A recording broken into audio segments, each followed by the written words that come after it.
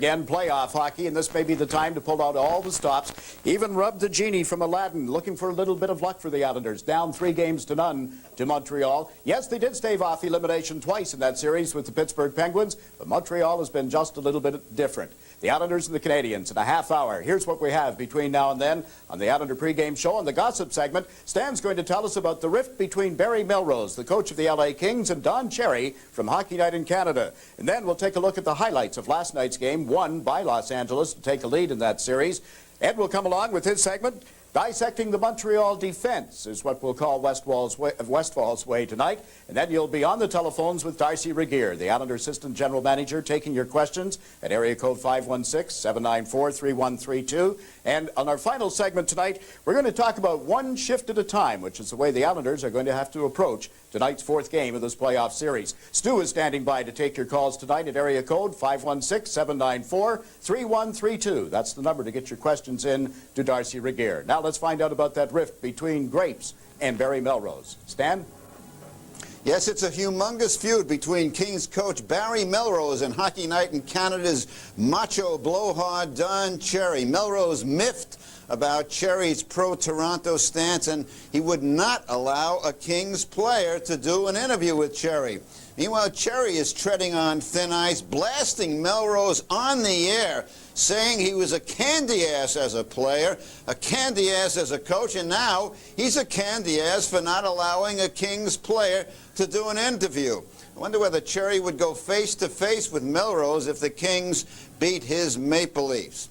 Well, you're going to see a shakeup in Vancouver, a lot of unhappiness over the loss to the Kings in the playoffs. Vancouver media is down on Peter Nedved. Nedved managed to offend some of his teammates and outrage members of the media by actually asking for and receiving a stick from Wayne Gretzky during the handshaking ceremony after the Kings eliminated Vancouver.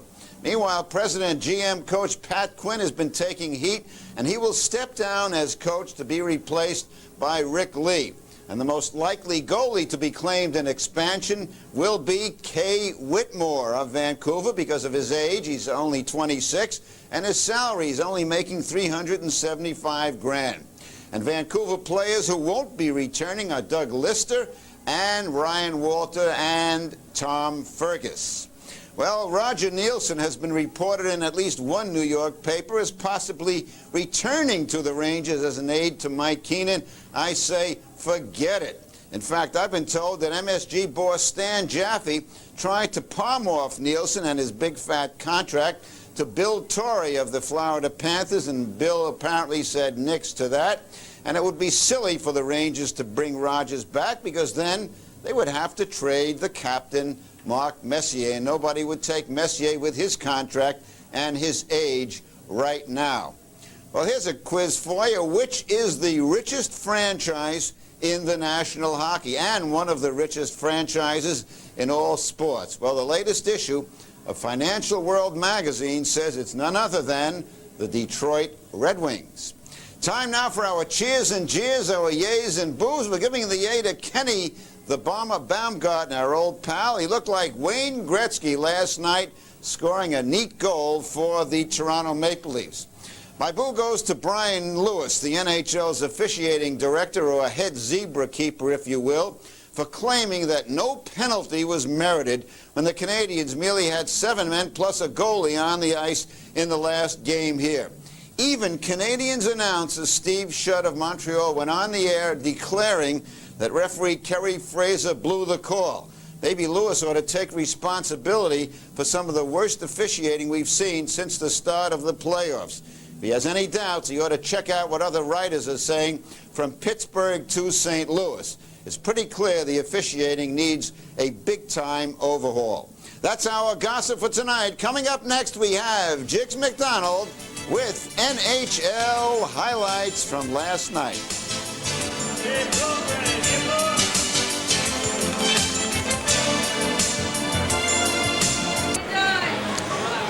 Well, the fans are there out in the concourse of Nassau Coliseum, and as you can see, they are full of vim, vigor, and vitality. A lot of optimism. I noticed. I was there with them, and this is the night they think the Islanders can reverse the trend. We're going to find out from Darcy Regier, the Islanders' assistant general manager, about this.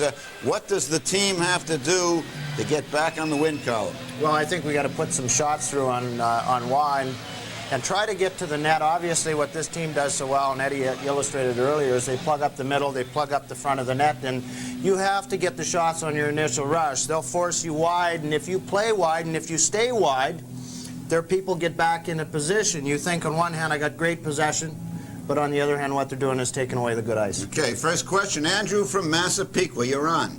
Yeah, hi guys, how you doing? I got one question for you. How come you never protested the call in the second and third game about like Brad Dalgarno laying on the ice, and also just the too many men and the offsides on Brunet? All three were protested. We didn't have a chance to let you know or let the public know, but internally they were protested, and Al Arbor took that upon himself. So who did you protest to?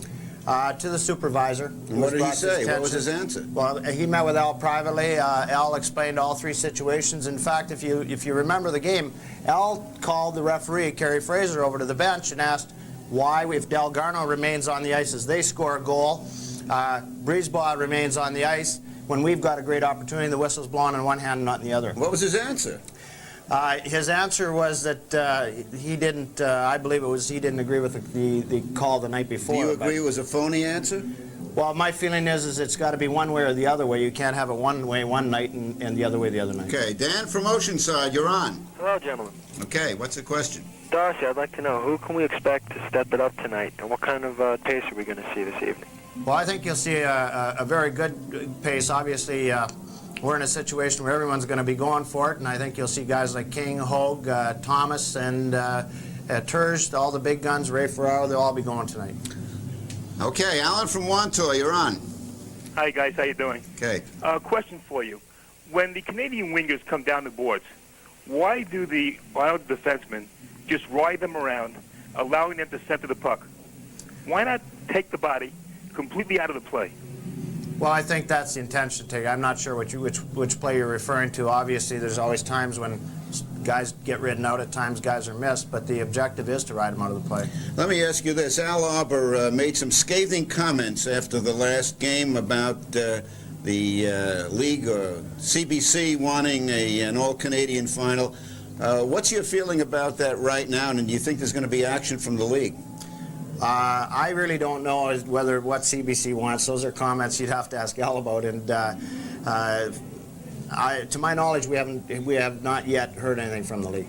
I said in the pregame show earlier that the officiating has been stinko from the start of the playoffs, not only here, but right across the board. Your feelings? Well, my feelings are, I think we spoke about it other times of the year, is what you're looking for is consistency. Players have to know what is going to be called, what won't be called. Okay, Darce, thanks very much for coming. Coming up next, we have how 1 + 1 could mean victory. The Montreal Canadiens, we've labeled this one shift at a time, the night shift, if you will. In order for the Islanders to be successful, you went through on Westfall's way, getting around that Montreal defense. It doesn't really begin there from the drop of the puck. Possession of the puck, and then what happens? It's intensity as well as anything, Jigs. The Islanders know that they have to play their best hockey game because they've played everything, and they have played wonderfully well. Montreal is a special hockey club, but they do certain things that the Islanders are going to have to overcome, and that Westfall's way showed some of the people that got to see it, just how well they protect the front of the net. You remember in Game 4 against the Pittsburgh Penguins, we were talking about the fact that they got to the net, they bumped into the goaltender a little bit, they threw Tom Barrasso off, his timing seemed to get a little bad, he got upset personally because players were in his face a little more. Islanders are going to have to do somewhat of the same thing. Why haven't they been able to get to Watt thus far? So far, I would have to say that they haven't used the speed that they possess. And when they're in the end with the puck in possession, they give it up maybe a little too easy. They're not trying to do this, folks, but that's the way it happens, and the other team is doing a good job. They've got to get to the puck. They get the puck to the net, and they got to get bodies to the net at the same time. So often you see a shot go to the net, Waugh handles it, freezes it, hangs on to whatever, but there's no Islanders there. So they've got to get through crack through that defense that the Montreal Canadiens have put up when they don't have the puck. Just get to the net. Wondering about the controversy or whatever surrounding Game 2 and Game 3, the calls or lack of calls. That can't be going through anybody's mind right now, can it? It has no significance on what's going to happen in this hockey game, and the players don't think about it. All right, I'm sure the fans have got some ideas about it. This capacity crowd, of course, will have the building rocking in just a few minutes. Stan Fischler has been on assignment down by the doorways where fans have been coming from the parking lot, entering the arena for tonight. Let's see how they're feeling about this hockey game. Stanley? Thanks, Jigs. I'm in the concourse here at Nassau Coliseum. A lot of fans here have varying opinions on what's going to happen tonight. Not whether the Islanders are going to win or not, but how they're going to do it. We'll get some opinions. How do you think the Isles are going to win tonight? How much is guts and desire worth? We'll see it tonight. Watch. What do you think the Isles have to do to win this game? Take the opportunity in hand, score some goals, and score in a power play. What do you think the Isles have to do to win tonight? We got to score on the power play. We got to get the big goals, and the ref has to call things our way. Do you think they have a chance to do it? Hey, they did it once before. They could do it again. Like to see them do it. I'm here to see it. If you're Al Arbo, what kind of strategy do you think they should have? Just put more movement to the net, try to get some goals past Wah. You think they got a chance? They got to hit hard and go all out. Let's go Isles, baby. What do you think? Play the body. They have to play the body. Okay, Jigs, that's it. The fans think the Isles can do it. Now the question is whether they can do it. You hear them all. Take it away, Jigs. Yeah, we'll find out in just a little while, Stan. None of the fans wrong. There's a lot of good individual points.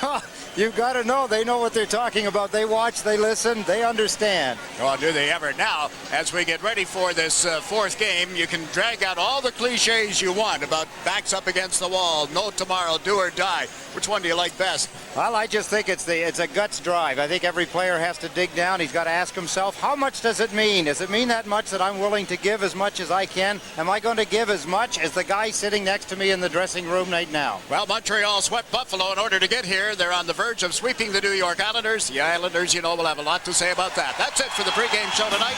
Game 4 is just around the corner.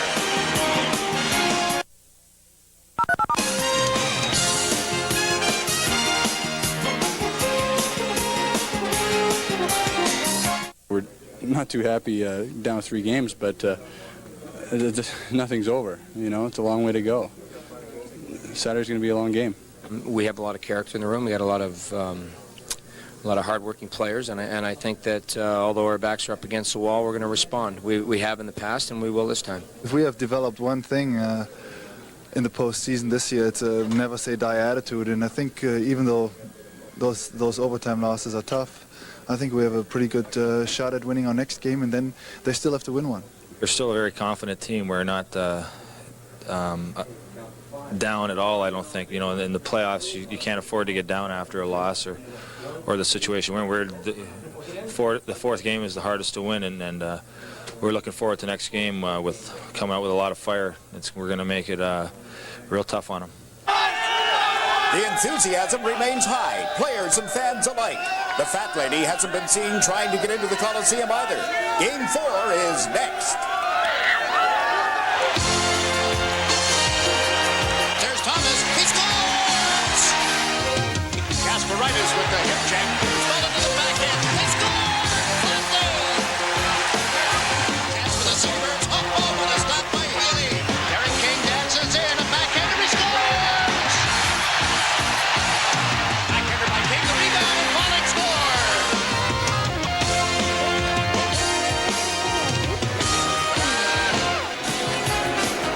From the Nassau Veterans Memorial Coliseum in Uniondale, New York, here comes Game 4 of the Prince of Wales Conference Championship round between the New York Islanders and the Montreal Canadiens. Montreal leads the best-of-7 series, 3 games to none. It's on the line for the Islanders tonight in order to force Game 5. 6, 7, they've got to start winning, and it's something they haven't been able to do, although they have outplayed Montreal in a couple of areas, haven't been able to outscore them in overtime here, and thus are down 3-zip. Let the tough games begin, I suppose. The Islanders have to win. That's, I suppose, everybody realizes that, but the Islanders, they have played well. They've outplayed Montreal at times. They just haven't been able to get the good scoring chances, Jason. They've got to start. We've talked about it several times in the Islander pregame show. they've got to get to the net. They've got to create rebounds. They've got to create those deflections, and that's the way they're going to get goals beyond Patrick Waugh. One lineup change for the Islanders tonight. Defenseman Jeff Norton gets back into play. Tom Curvers will not dress for this game. What does that say to you? I suppose they've got to try something else. Tom Curvers has played well, but the power play hasn't worked. Tom Curvers has a responsibility on the power play, so has Jeff Norton. And so they're going to let Jeff Norton try it this time. Now for Meineke Muffler, let's take a look at what we consider to be the Montreal story. And number one is taking it to another level. They have in the record book 10 team Stanley Cup playoff records, a dozen or more records that they hold individually or have been tied by others. And they're going for a record 12 straight wins in one playoff year here tonight. The kill, not so much the sweep of the Islanders if they can pull that off, but the way they've killed the Islander power play. Allowing only 1 goal on 16 opportunities. They gave up 5 in 20 chances against Buffalo. Gave up 4 in 18 against Quebec in the opening round. And number 3, King Patrick. King being the English translation of the word or the name Waugh. So he could take that either way you want, but he has been king, allowing the Islanders only 5 goals on 95 shots and a 1.38 goals against in this series. The number 2 one is significant, Jigs. As a matter of fact, they all are, but when you think of the fact that the Islanders, while they can't do anything at even strength, they've got to do something on the power play, and that's evaded them all through this postseason. They're going to need it tonight. It's the last chance they'll get. Here are the Islander stories, also brought to you by Meineke Muffler. And point number 1 for the Islanders is history. It's not fair, perhaps, to ask this team to draw from history of 75 or past performances by Islander teams, but they've already written chapters 1 and 2 in 93. Why not another chapter? One at a time. Each shift, each period, each opportunity. So many missed chances by this team, and people who have missed opportunities like Derek King, Benoit Hogue, Steve Thomas, even Ray Ferraro and Tommy Fitzgerald come to mind as well. And point 3, win at home. The late Dick Urban, who's one of the most successful coaches in the history of the NHL, always maintained that if you were to lose a playoff series, that was one thing, but never lose your last game at home. Always win your last game at home. Well, here's an opportunity. It is, and the Islanders have 5 wins and 2 losses on this ice here at the Nassau Veterans Memorial Coliseum, but it's up to them. The history, well, players can be afraid of history. It can do them in, or they can draw from it. That's up to the individual. So I think that the Islanders individually will take whatever they can to keep themselves up and playing the best hockey they can. Let's take a quick glance at the watch. Little stalling going on tonight. In the game here the other evening, in fact, in the games in Montreal, 1 and 2 in this series, by now, one, if not both teams, were already out on the ice. Is it a stall tactic on the part of Coach Al Arbour? It could be. You never know with Al Arbour. He may just have some extra words for the players. I see now over your shoulder the referees, the linesmen coming out onto the ice. Yes, Al Arbour's been known to do that in the past. As a player, I remember him doing that deliberately, not so much for the other team, but for his own team. For British Airways, quick look at the series story. British Airways, the world's favorite airline with daily non-stops to London. Let's listen as the Islanders are on the way from the dressing room. They'll be seen by the crowd just about now.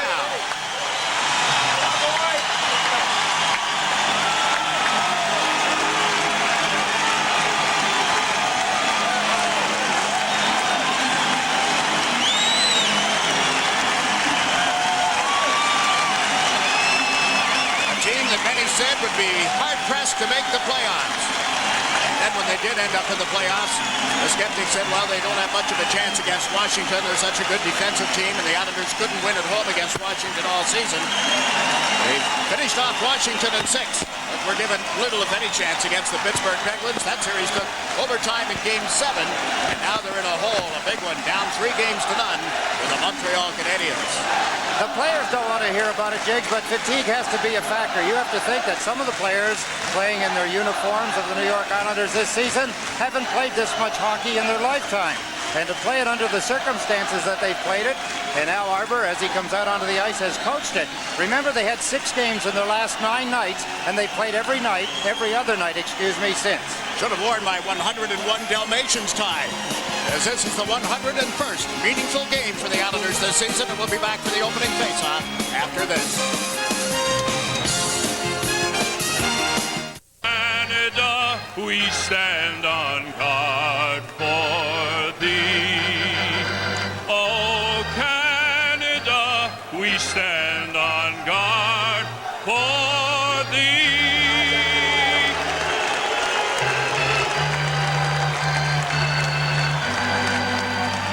Oh, say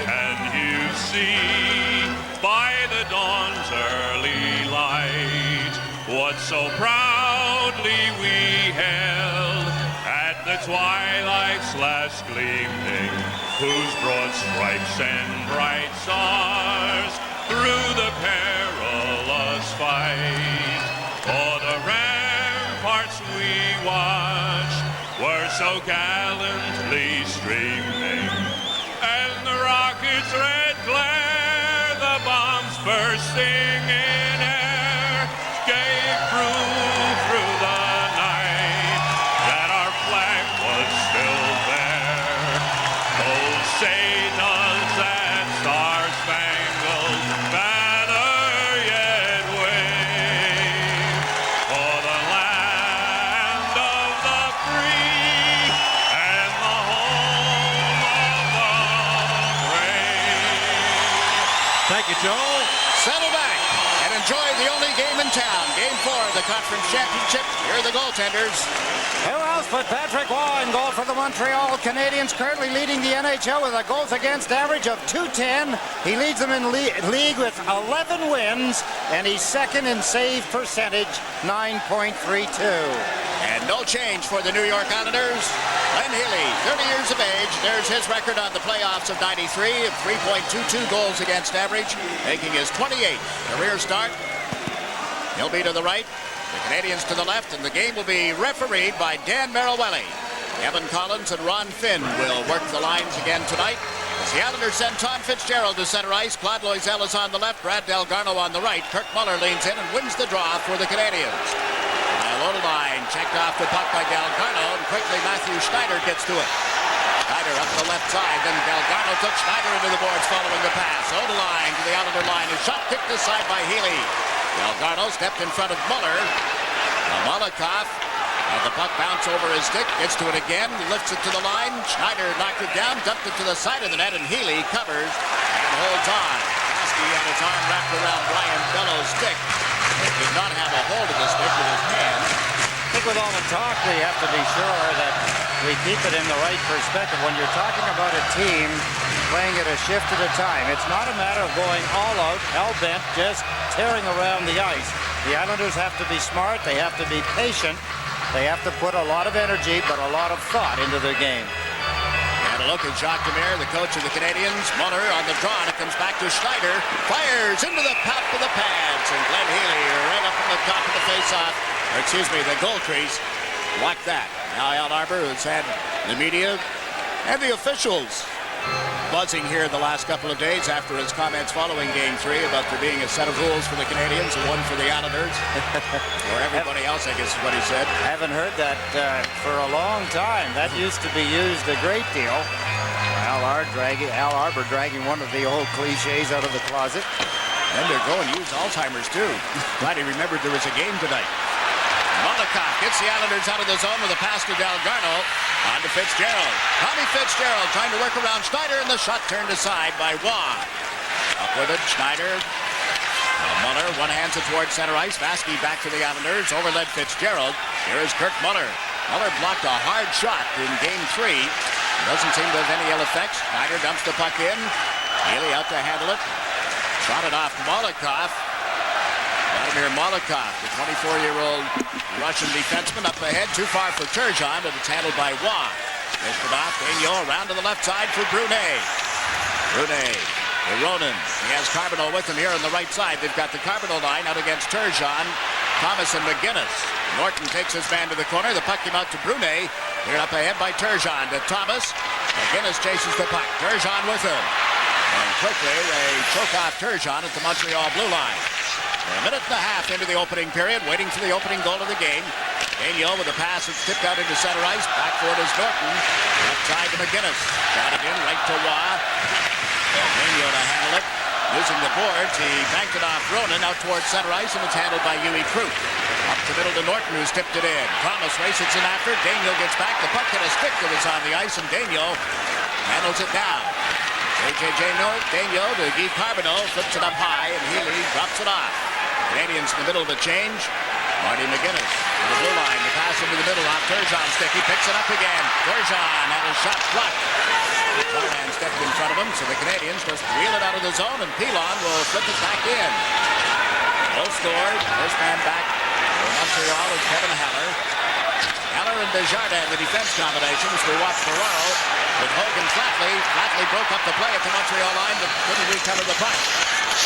Canadiens give it away. Kasparaitis can't get across the line. Now he'll have to turn it back again as Hogue had fallen. The Islanders avoid the offside, but the Canadiens get the puck in the cross-ice pass by Keane. Nice centering pass. It didn't arrive in time for the Canadiens player.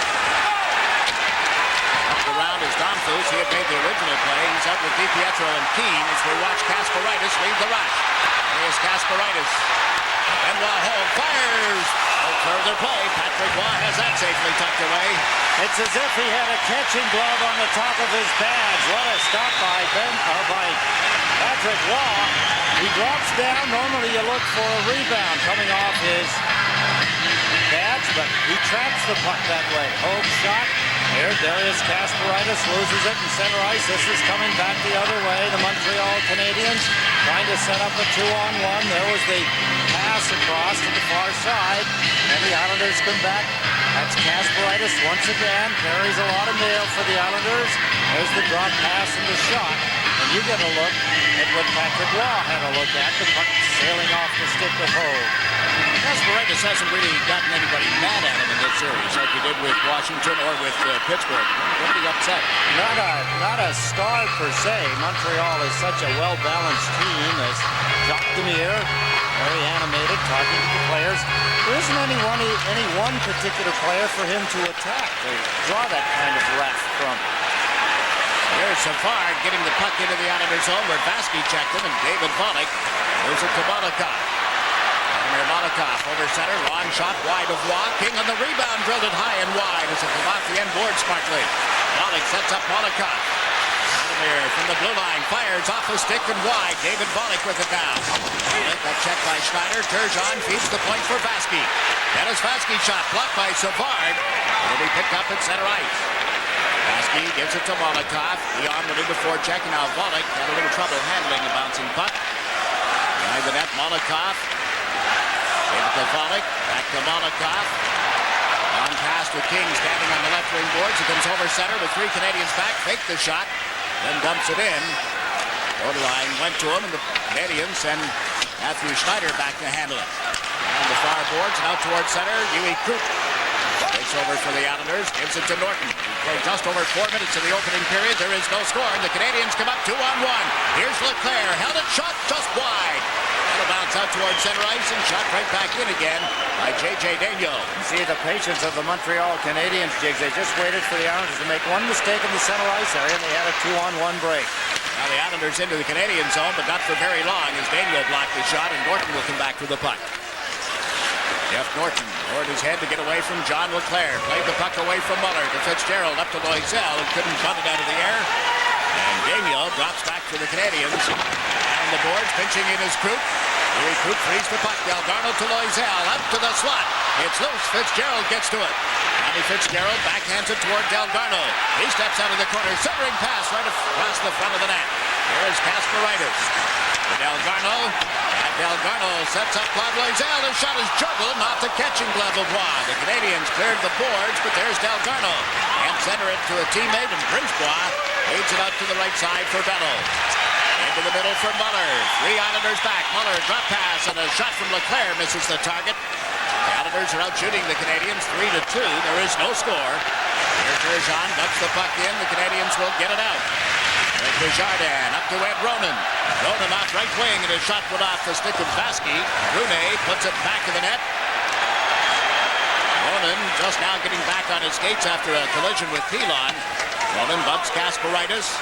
Puck centered out in front. Brunet, after taking it from Carbonneau, couldn't shoot it. And Turgeon steps over center ice into the Montreal zone with Thomas going to the front of the net. Thomas peeled off. In comes McGinnis. Thomas cross ice. Vaski jumps up for the puck. Puts it behind, or at least tried to, and then it was grabbed and held by Waugh. He played nearly 6 minutes of the opening period.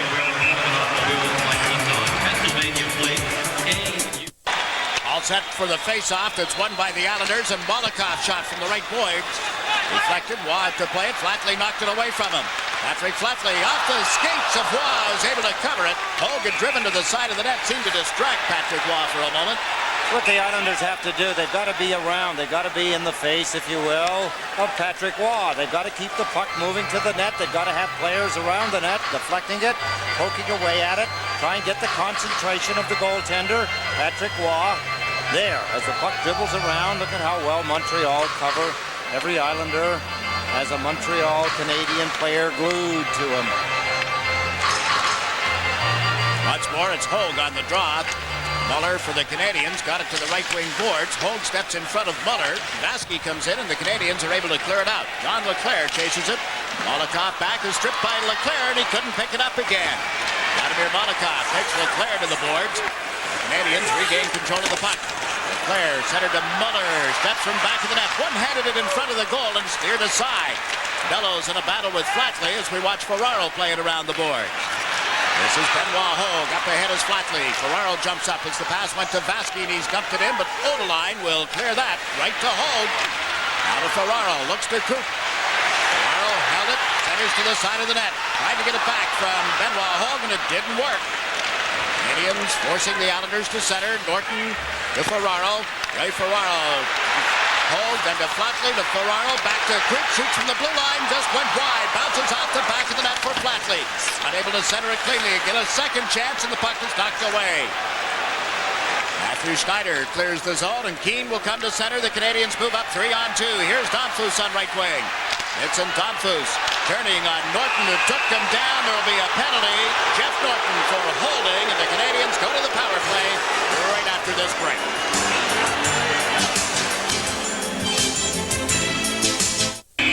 First penalty of the hockey game, Jeff Norton watches left hand. He reaches out, grabs this jersey of Vincent Damphousse. I guess if you're going to pull a player down, pull down one of the best.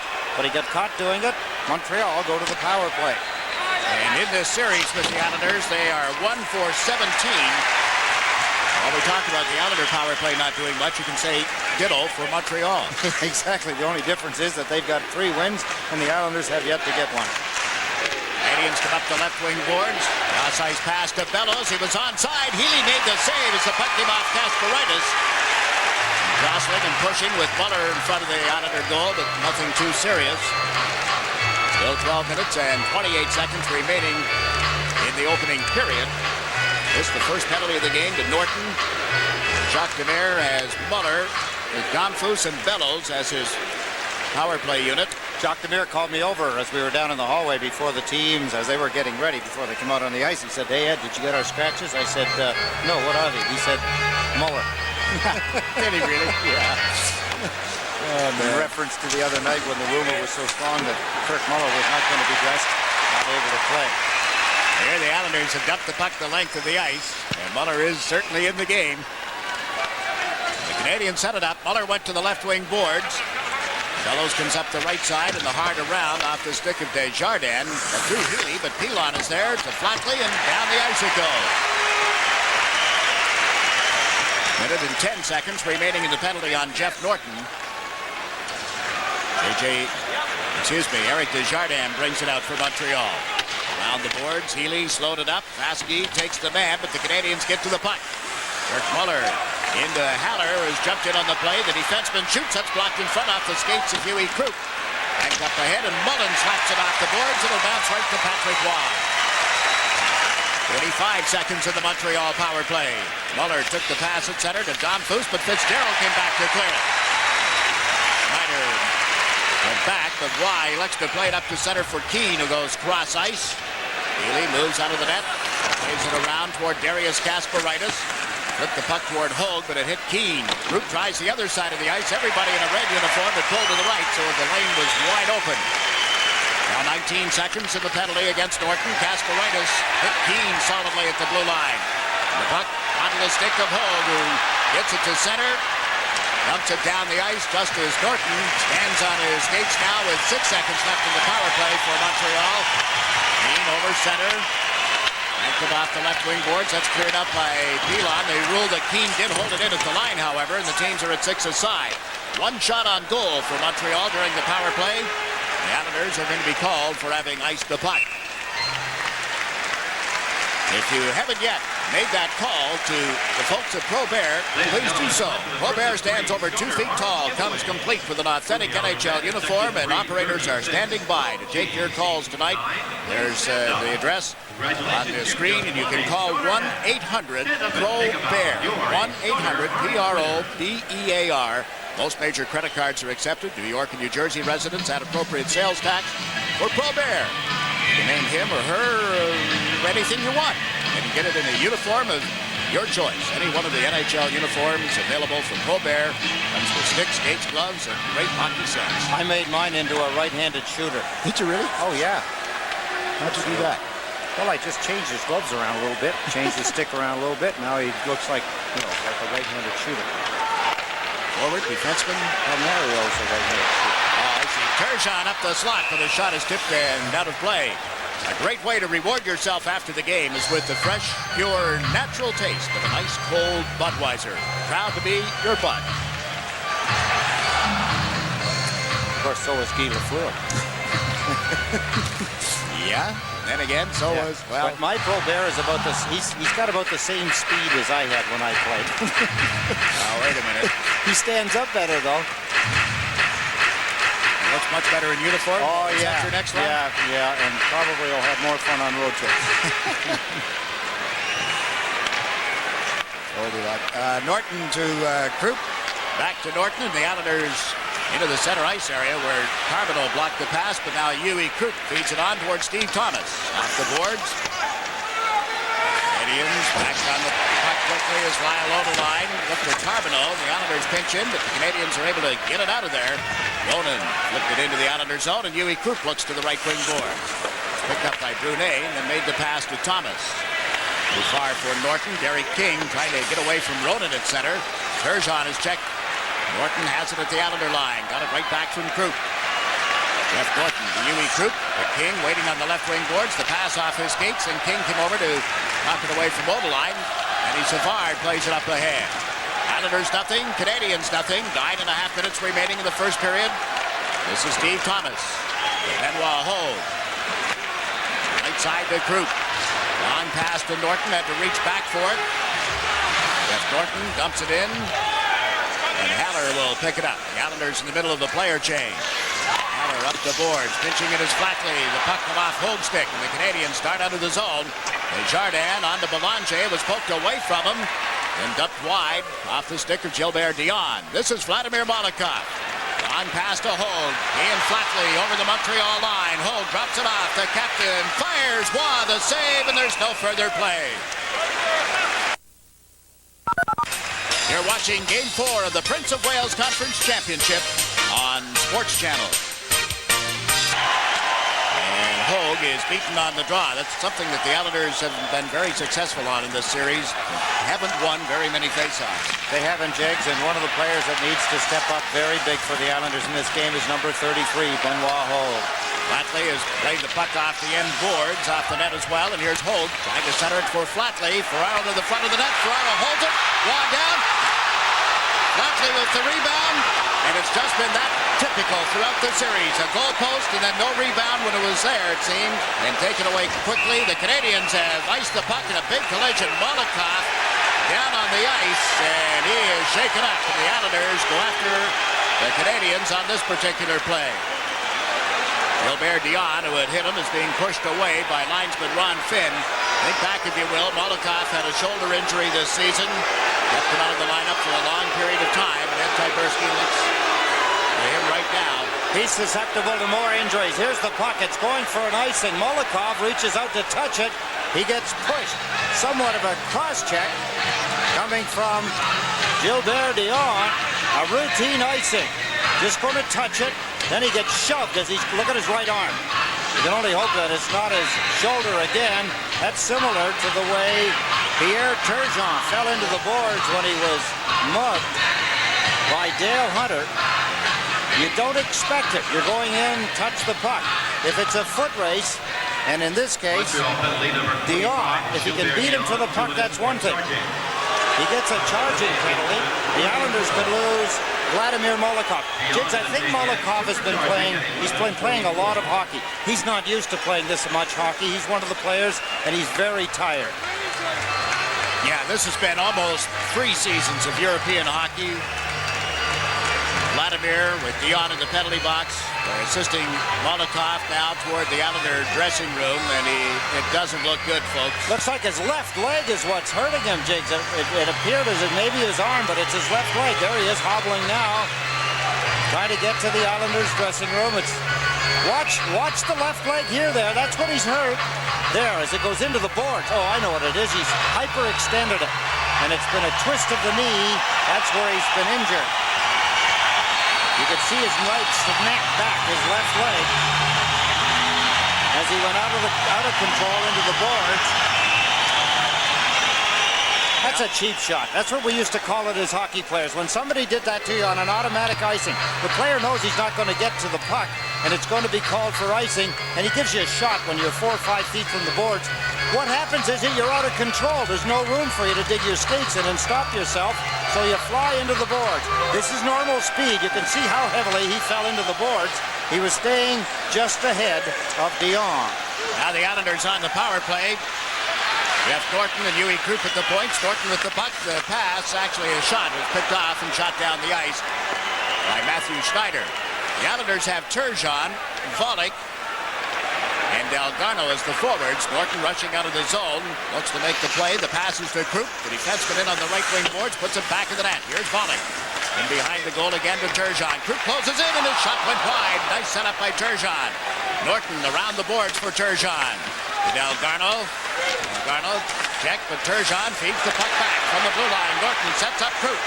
Huey Krupp's long shot wide of the net. Norton races it after it. Jeff Norton doubled it around the boards. It comes right back to Norton. Knocked down as he gave it to Volek. Turgeon to the front of the net. They couldn't get the puck to him in time. Carbonneau looks to make the play, then fed it to Schneider, and out of the zone it goes. All of that action will end up with a whistle as the puck ends up in the seats. And the clock shows just a little over a minute remaining in the penalty against Gilbert Dion. And so far the Islanders haven't been able to crack that defensive posture of the penalty killers of Montreal. A lot of action on the outside, but still not able to get the puck to the front of the net, get a rebound, get a good shot away. There's Guy Carbonneau having a good series against the Islanders. There's the Islanders behind the net. Turgeon, there's the pass. That shot was wide. Huey Krupp trying to move down, trying to add some offense to the power play. Turgeon has King to the left, Thomas to the right, as this line that was together almost the entire season is reunited now. Ball start on the draw as Kevin Collins didn't put the puck in play. Nothing but penalty killing at power plays, thanks to Ray Benza and the guys at Entertainment Technology tomorrow. The satellite was working again last night. So was the LA power play, so was Toronto. These two teams have it cranked up. Norton at the right point to Thomas on the right side. Fires, hit the outside of the net. Krupp races it after it. Didn't get there in time, and Muller clears it for Montreal. Kurt Muller squeezed to the boards by Thomas. Muller protected the puck, then spun it across. Krupp steps in front of Keane, and the Islanders break out. Thomas down the right side. Thomas trying to go wide on Desjardins. Pulls up, gave the puck to Norton. Back to the net to Turgeon. Out in front, King's shot was denied. Here's Norton. One shot thus far. Turgeon trying to set up King again. It got through him. Norton with 10 seconds in the power play. Around the boards. Excuse me, make it 13 now. And King jabbing at it. Got it to Krupp. The King to Turgeon back of the net. Looks for somebody in front. King had been knocked down. Turgeon slaps it off the side of Patrick Roy. Dives out to cover it with 2 seconds in the Islander power play. You can see what Pierre Turgeon was trying to do after he couldn't get it to an Islander standing around in front of the net. Tried to bounce it off some of the players in front and deflect it in behind Patrick Roy. Al Arbour sees that it wasn't working, sees that the power play hasn't worked. Watch the action. King from behind. There's a cross-check on him. That was overlooked by the referee.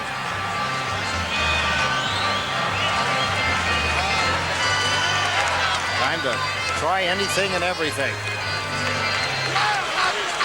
Al Arbour checking off his lists of whatever it is, sometimes Montreal players.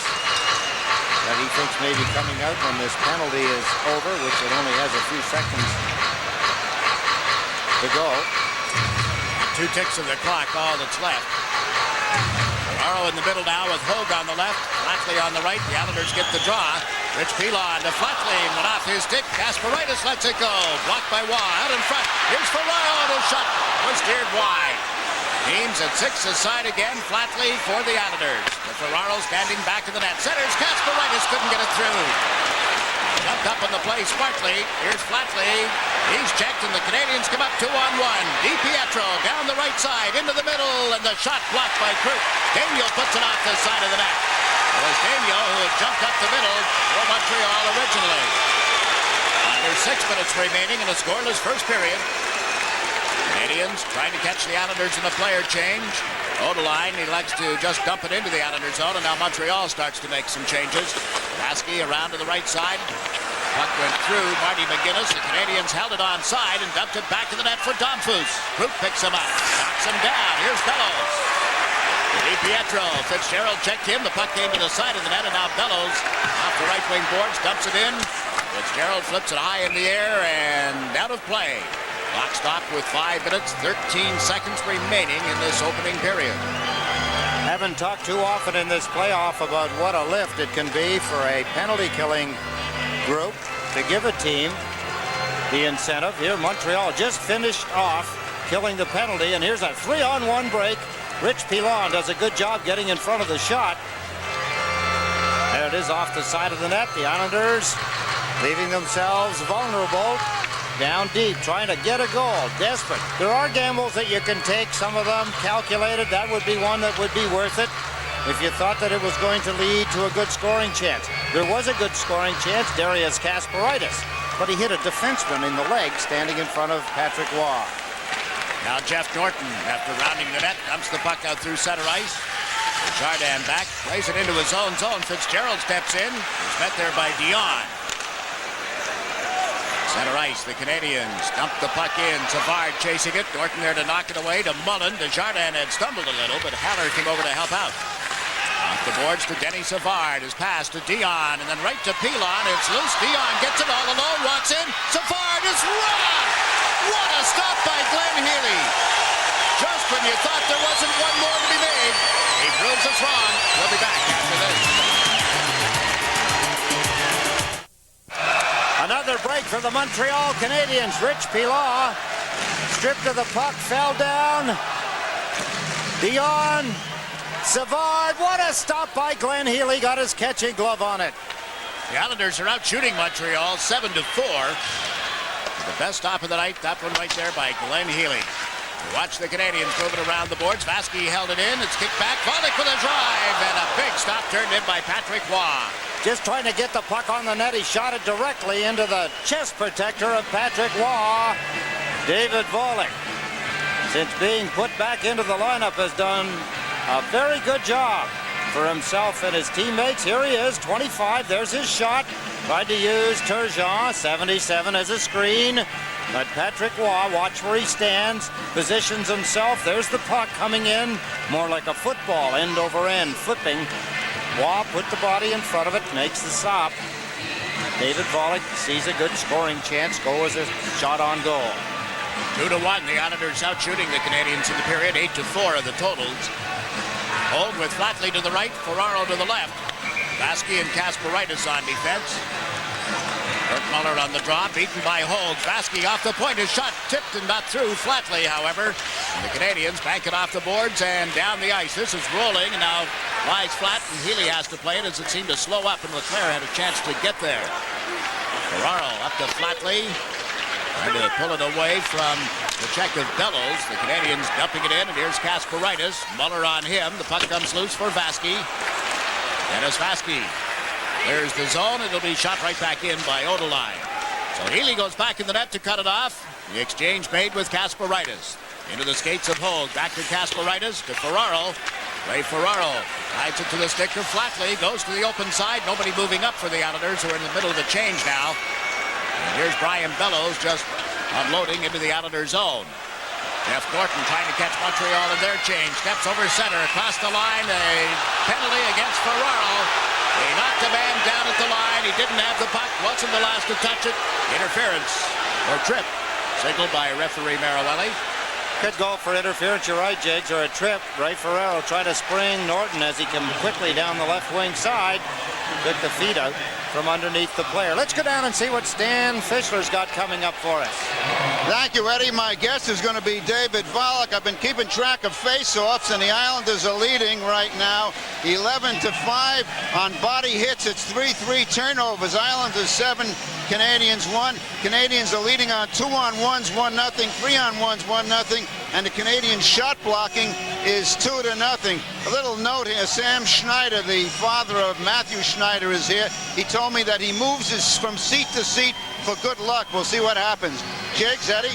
Wonder how he does that. Well, I guess he's got his other son with him, hasn't he? I didn't think there were any empty ones here tonight.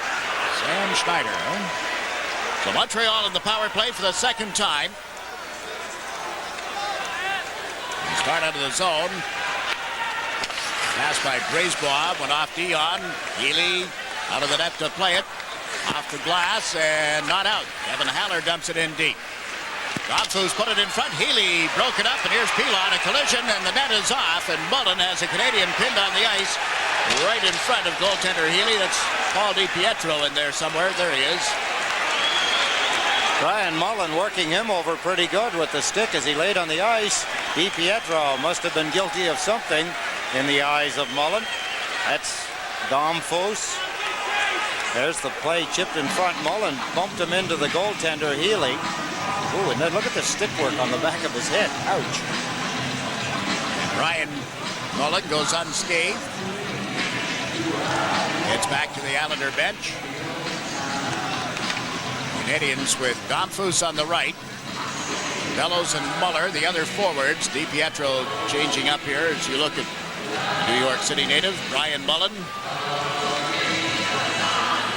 When you think about it, the penalty killing, you touched on it earlier, Jakes, when the Islanders were trying to kill off a penalty to Jeff Norton. They have done a very good job when you think of the contrast between the penalty killing during the regular season, which was less than average, and the power play, which was much better than average, and they've reversed roles. Yeah, I'll say. Gasparitis slams it down the boards. Patrick Waugh will leave it for Matthew Schneider. Muller turns, goes up the left wing. Schneider up the middle of the ice. The pass to Brisebois. Back to Schneider. Up ahead, Domfus checked at the Islander line, and Vasky clears it. The Canadians have to go back. A minute and 5 seconds remaining in Ferraro's tripping penalty now. Here's Bellows over center ice. Looked at Vasky. In a little deeper, flatly checked him. Brisebois covers the point. Gave it to Schneider. Around the boards, Bellows waits back in the net. Now Domfus picks up the puck. His pass didn't go to a Canadian. Brian Muller is out of the Islander bench and gave it to Flatley. He's one-on-one with Brisebois. Domfus comes back. In comes Gasparitis, and the Islanders can't control the puck. Vincent Domfus. Cross to the left wing board. Schneider goes rink wide for Bellows. Domfus picks it up instead. Vincent Domfus parks in the corner. Makes the pass to Brisebois. To Schneider. Schneider shot it off Mullen. Gasparitis steps into Muller. Gasparitis hard up along the glass, but not out. This is Schneider. To Bellows, he gets checked. Gasparitis, there's through the line, but not out again, and the Canadians dump it wide. Rich Pilon backhands it high in the air this time, and down the ice. 6 seconds left now in the penalty against Ray Ferraro. First time, a couple of times, the Islanders only got the thing up in the air 6.5 feet. That time, Darius, or it was Rich Pilon, got it a little more than 8 feet. That's enough to clear a hockey player's outstretched arm. And no shots for the Canadians with the power play. They're over the line here. Ronan tight on the boards. His pass went off Thomas. Picked up by Pierre Turgeon. King goes to the right wing. Turgeon crisscrossing in the Montreal zone. Failed to hold on to the puck, and the Canadians clear it out. Jeff Norton waits, then dumps it in. The Islanders get the play onside as we reach the 19-minute mark of the opening period. Game 4. Islanders nothing, Canadians nothing. Norton has the puck at center, and a slash is detected by referee Marawelli. The penalty is on Steve Thomas. Islanders hockey is being brought to you by Mobil Super Unleaded Plus, the detergent gasoline. Retaliatory measure by the Islanders. Steve Thomas slashing. Not a smart penalty for Thomas to take in the center ice area. 54 seconds remaining in the first period. He's mad. You can see him kicking at the boards. Gives Montreal an opportunity to go to the dressing room one up. But the Islanders, again, doing a good job killing off the penalties. Montreal with Ferrero in the box for chipping. They did not get a shot on goal. When Norton was in the box earlier in the period, the 7-11 mark, they had one shot on goal. So maybe the Islanders aren't afraid to take a penalty here or there, but that's not a good one for Steve Thomas to take. Linesman Ron Finn asking Tom Fitzgerald to hustle it up a little. He steps in to take the draw now. It's won by Muller, and Desjardins poked it back to Schneider. Schneider hard around the boards. Healy slows it up. Dennis Vasky back for the puck. A couple of Canadians around him. Donfus turned on him. Donfus to Ronan. Couldn't center it out. And he comes back toward the line. Schneider lifts it in. Huey Krupp steps up on Kirk Muller. Gets the Islanders open at center. Over the line. Fitzgerald. It shoots. That's put high and wide, but the whistle had sounded. The play was offside at the Montreal blue line. Benoit Hogue didn't want to have to stop, and Tom Fitzgerald couldn't get him the puck at the time. Watching the top of your screen, there's Huey Krupp as he passes it. Here, Tom Fitzgerald. Now, if he turns to the forehand and tries to pass it, it'll get picked off. There's Hogue as he steps across the line. Up at the top, a half a step. The whistle blowing it dead, but the noise in the crowd. Tom Fitzgerald didn't hear it, fired it over the net. Getting back to the series with the Pittsburgh Penguins and the two shorthanded goals in the same game on the same shift for Tom Fitzgerald. The Islanders could use something like that, a little tonic right now. Absolutely, and it came in two different periods as well. And the stage is set for him here. Thomas in the penalty box, and the clock down to 20 seconds. Left in this opening period, the puck slides right out in front of the net, and that'll be an icing call against Montreal. The Canadiens, under the direction of Jacques Demers, one game away from going to the Stanley Cup final, one win away, I should say.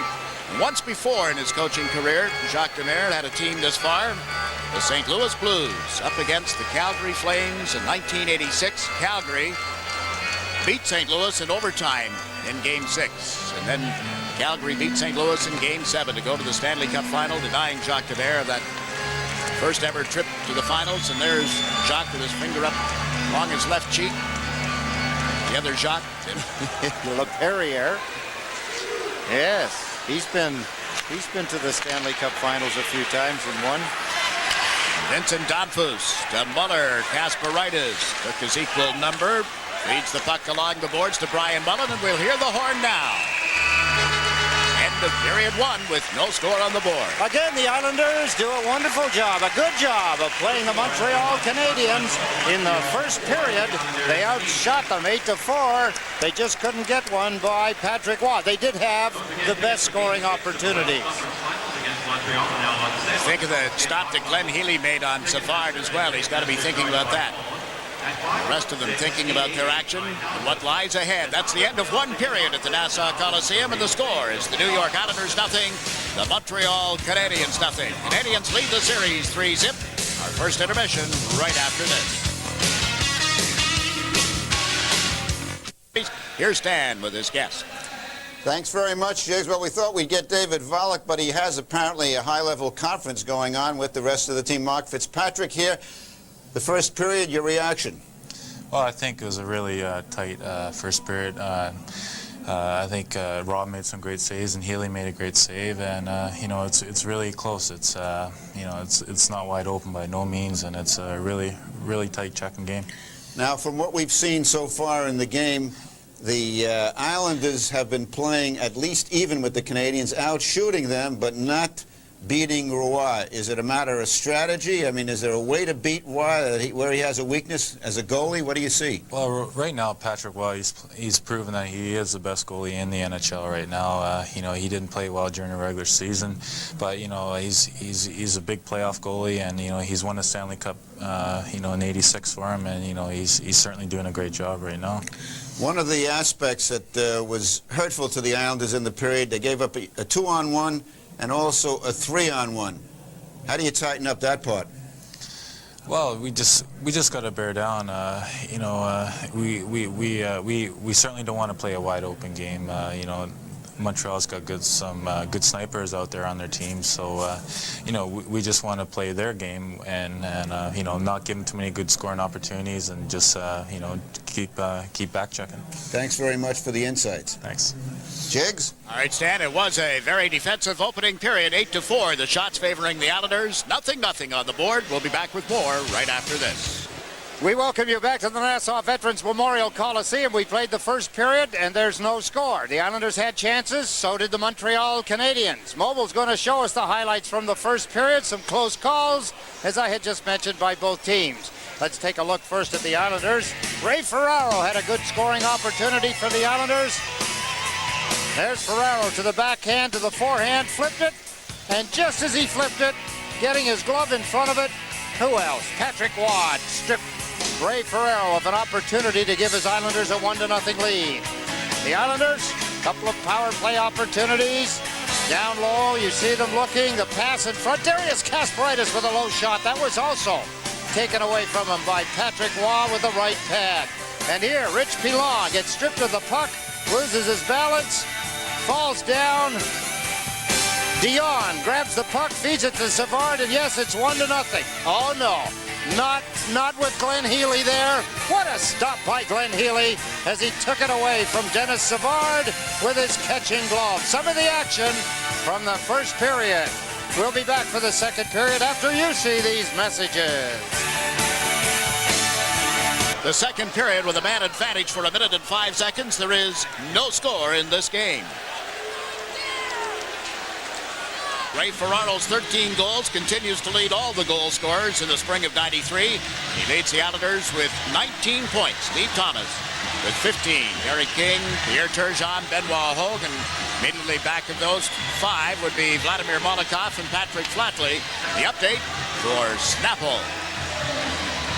This copyrighted telecast is presented by the authority of the New York Islanders, and it's intended solely for the private, non-commercial use of our audience. Any publication, reproduction, retransmission, or other use of the pictures, descriptions, and accounts of this game without the express written consent of the Islanders and SportsChannel is prohibited.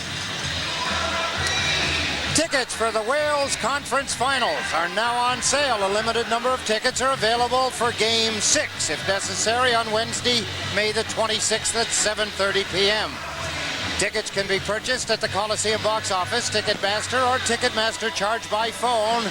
Call them at 516-888-9000. Time is running out. Get them now. Al Arbor, with his team shorthanded, and also without Vladimir Molikov for the last portion of the opening period, and Molikov has not returned to the ice to start the second period. We're told he has a contusion of the knee and may be back, but did not come from the dressing room for the start of this period.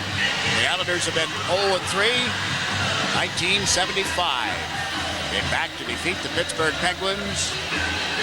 Lost to the Philadelphia Flyers in the 7th and deciding game, as it turned out. In the 76 semifinals against Montreal, they staved off elimination. And in '85, the Patrick Division final against the Philadelphia Flyers, they did stave off elimination once.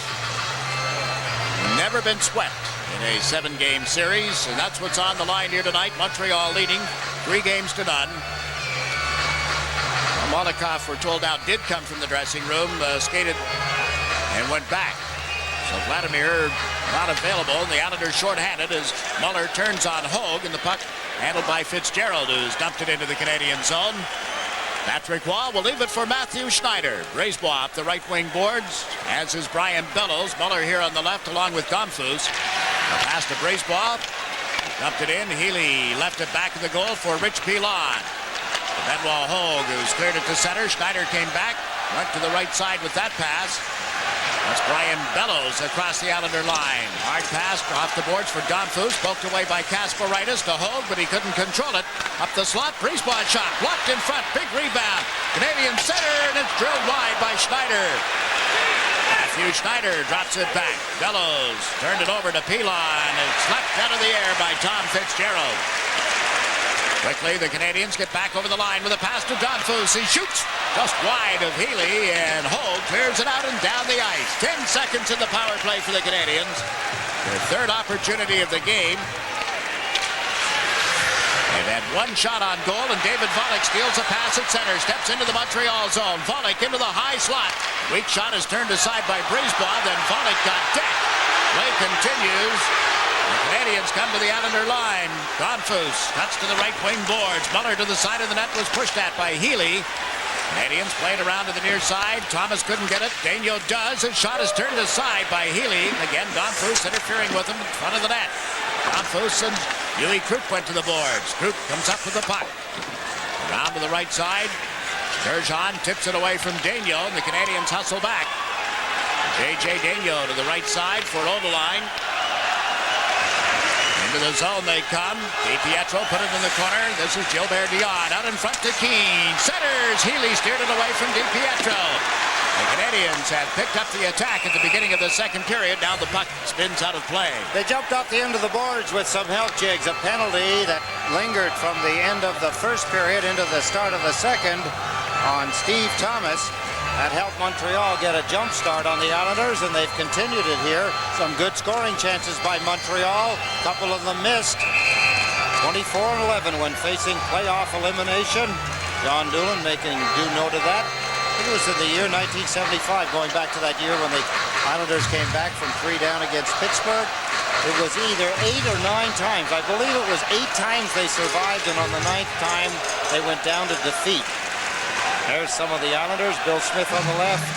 Butch Goring as the camera closes in. Darcy Regier. And, of course, the general manager, Don Maloney. Al Arbor has sent Tom Fitzgerald to center ice to take this draw that's won by DiPietro. Odeline off the right wing boards. And Healy reached out to clear that aside for Kasparaitis. Pinched into the boards. Up steps Ferraro. The pass toward Flatley. Flatley and Odeline go to the boards. In comes Fitzgerald. Flatley protected the puck. The pass toward Kasparaitis. He gets to it at the line. Marius Kasparaitis takes a hit from DiPietro, and Dion comes over center ice. Gilbert Dion shoots well wide of the net. Odeline covers the right point for Montreal. Back of the net to Dion. Centers it in front. Keane, a backhander, is blocked as he got spun around. The Islanders come out 3-on-2. Fitzgerald down the right wing boards. Norton trailing as Fitzgerald dumped it in. It gets through to Ferraro, and he can't center it out in front. Tommy Fitzgerald puts it in deeper. Right to Odeline, then to Fitzgerald, now to Ferraro. On to Flatley. Flatley centering pass, hit the skates of the Montreal defenseman. Pilon puts the puck back in the net. Ferraro goes in, there's Flatley with it. Flatley can't get it to Mullen, and the Canadiens break the zone. They come up 4-on-3. Dion with a pass that was behind Odeline. Now DiPietro dumps it in, and the Islanders hustle back. Canadiens in the middle of a change. And again, they get a lot of players in those changes. Ferraro up ahead to Thomas. He's over the line with a shot off the skates of Haller. Ed Roden banks it off the boards at center, and Vasky will drop back. Neither team has put the puck in the net tonight. This is Game 4 of the Conference Championship. Benoit Hogue. Excuse me, it is Thomas still out there with McGinnis and Turgeon now as Thomas drives over the Montreal line, and he didn't have the puck. McGinnis drops it back, and he is offside. He'll be right back.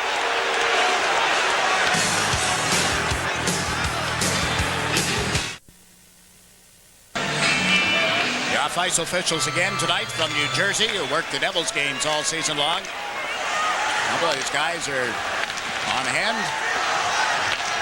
Loisel, McGinnis, and Thomas pour into the Montreal zone after the puck was put back to the net. Big hit delivered by Thomas on Schneider. He has become a target, and there's going to be another penalty call. Kasparaitis back for the puck. The penalty is on Matthew Schneider. And as the Canadiens control the puck at center, a high stick is signaled by referee Dan Mirowelli as he skates right at you. And off goes Schneider. He saw Thomas coming, got the stick up into him.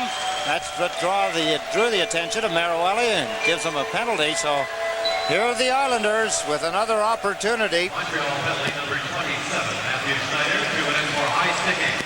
Take a look. 27 is Schneider. Here comes Thomas around the net. There's the stick up. Boom, into the face of Steve Thomas. So the Islanders, another power play opportunity here in the second period. We played exactly 4 minutes. And the likable Matt Schneider in the penalty box. The Islanders haven't had a shot on goal through the first 4 minutes of this second period. And one shot on goal in the first period while Dion was off for charging. And as you see, 1 for 17 on the power play during this series. Wallach, Turgeon, and Delgarno with Coop and Norton, the Islander players on the ice. Coop blasted in around the boards, and here's David Wallach. Wallach trying to step away from Keane. Goes to the corner, trying to get the puck to Turgeon. He poked it in front. That's cleared aside by Muller, and Norton has to hustle back to center ice. Keane up to forecheck. Pass to Wallach. Tipped away by Muller. Dirk Muller and Wallach collide. Wallach, after the hit on Muller, worked the puck neatly to Turgeon. Here Turgeon over the line, holds it, drops it back, but to nobody in a white uniform, and Keane shoots it down the ice. That went off a skate and laid for the Montreal player just to shoot it down the ice. It's kind of things, when things don't go well, they get worse before they get better. But by now the Islanders should have bottomed out on the power play, and it should turn around. Steve Thomas races it after a loose puck, but turned it over to Carbonneau. Carbonneau flips it high over the glass and out of play. 15:04 left in the period. More importantly, 1 minute and 3 seconds remaining in the penalty on Matt Schneider. Hero of Game 3 of this series for Montreal, the captain, Guy Carbonneau, the game-winning goal at 1-2-3-4 of first overtime. 12 minutes, 34 seconds. September Isles is where Guy Carbonneau hails from. Seven Isles. Sheffield. I'm not French. I guess, what is it? 7 Islands. Sheffield. Ferraro with Thomas and Hogue, Coop and Norton. And putting up some noise as Ferraro ties up Carbonneau. Norton at the right point. Over to Coop, fires off a skate and cleared out by Guy Carbonneau. Louis Coop is being chased here by Brunet as he went back for the puck. Coop looks to Ferraro, carries the puck over center. Bothered from behind by Brunet, and that put the play offside at the Montreal line. Day in and day out, at home or on the road, you can always count on the great taste of Bud Light. It won't fill you up, never lets you down, so make it a Bud Light. Watching Patrick Waugh skate around, wondering what is he thinking. These Islanders haven't been testing me that hard. He must be thinking that his team is playing so well in front of him, the Islanders can't seem to crack it. Can they find a way? They have to find a way. If they don't, Montreal will wait for the winner of the Toronto-Los Angeles series to decide the Stanley Cup. LA up 2-1 in the other round. Puck went off Vasky and is brought down the right wing boards and dumped in by Odeline. Just over 30 seconds in this Islander power play that hasn't produced anything. Norton bumped by Muller, who got a stick on the puck. Dirk Muller dished it off to Keane. Handled now by Ray Ferraro. Ferraro out of the zone, over center. Into the Montreal zone, got checked. And again, they'll chase it as Daigneault lays it down into the Islander zone. Old bump Keane in his pursuit. Now to the final 5 seconds of this power play. Long pass to Hogue in on the left wing boards. Hogue centers. Here's Thomas with a shot. Waugh to save the rebound, and Waugh covers the puck. Islanders are pushed away from the side of the net after battling for anything, just any sniff of a rebound. They had it for a half a second, but the body of Patrick Waugh was there, blocking everything the Islanders tried to do. Hogue held it. He held it, dished it out. Thomas stopped it, fired it. There's the first stop. The puck is loose. You can see Norton move up. He took the second shot, but a diving, sliding Patrick Waugh makes the save. There's Hogue looking up, looking for the best out, the best play. Finds it in Thomas. Thomas wheeled it. Waugh stopped it. Norton's rebound also stopped by Patrick Waugh. No shots on the power play, but a little flurry afterward. The Islanders are out shooting Montreal 10-7 in the game. A game that is just about 27 minutes of playing time old, so you know just how much of a defensive struggle this has been. Ryan Mullen tumbling to the deck in his pursuit of the puck. And out of the zone they come, led by Desjardins, who slaps it in around the end boards. Keane went to the corner, left the puck. The Canadiens break in. Healy kicks the shot aside. Another drive, blocked the rebound, and score! Canadiens take the lead on their second rebound opportunity. Well set up by Montreal. Glenn Healy doesn't get the protection in front of him that Patrick Waugh has seen in this game and in this series. DiPietro finding himself all by himself to the right of Glenn Healy. Keane slowed it up. There's the backhand shot by DiPietro. There's another shot stopped by Healy. But DiPietro, who had circled behind the net, come out, found the puck there, an open side to the net. There's DiPietro's shot. Healy stopped it. There's the rebound. There's another shot. Stopped by Healy. And DiPietro in front of Darius Kasparaitis has popped it in. 1-0. The Montreal Canadiens, 6 minutes and 22 seconds into the second period. DiPietro's second goal in this series. You saw his 6th overall, so the Canadiens at 6:22 of the second period break on top. Each team with 10 shots on goal now, and we watch Turgeon feed it up ahead, too far for Delgarno. Schneider takes it around behind the net. Pitched into the boards, and the puck comes back. Leclerc can't get around Vasky. David Volek's pass finds Turgeon here on the right side. Here Turgeon, a little stutter step on Odeline, up the slot. Wow, the save, and the rebound came right back, but handled by the Canadiens. Odeline gave it away to Vasky. Now to Krupp. Louis Krupp crossed the line. Turgeon broke in too fast. Offside against the Islanders. Domfus and Keane had the assist on that goal by Paul DiPietro. Louis Krupp goes back to the bench, wondering, what are we doing here? What are we doing in the offensive zone that we create a scoring chance or at least a rush to the net, and we go offside? Too many times. The little things biting away at the Islanders. They're not in a position where they second-guess themselves yet. Lots of hockey still remaining, 13 minutes in the second period. With Flatley on the right and Benoit Hogue on the left. The Islander forward line formation here. They're out against Belanger with Dion and Savard. Savard in the lineup, Lehman out of the lineup for Montreal tonight. Patrick Flatley put the puck in the zone. The Canadiens get it out of there. Kasparaitis stepped up on Dion. Flatley couldn't regain control in time to do anything with it, so Daigneault, de Brisebois, and the Canadiens come to center ice. The pass into Savard, skates at the line. Couldn't play it through Norton. Ray Ferraro went back for it. Can't get it to Flatley. It's loose at center ice. Flatley couldn't arrive in time. Brisebois off the boards to Dion. On to Savard. Eddie Savard cuts into the middle. Held the puck long enough for Daigneault, and his shot is a pad save by Healy.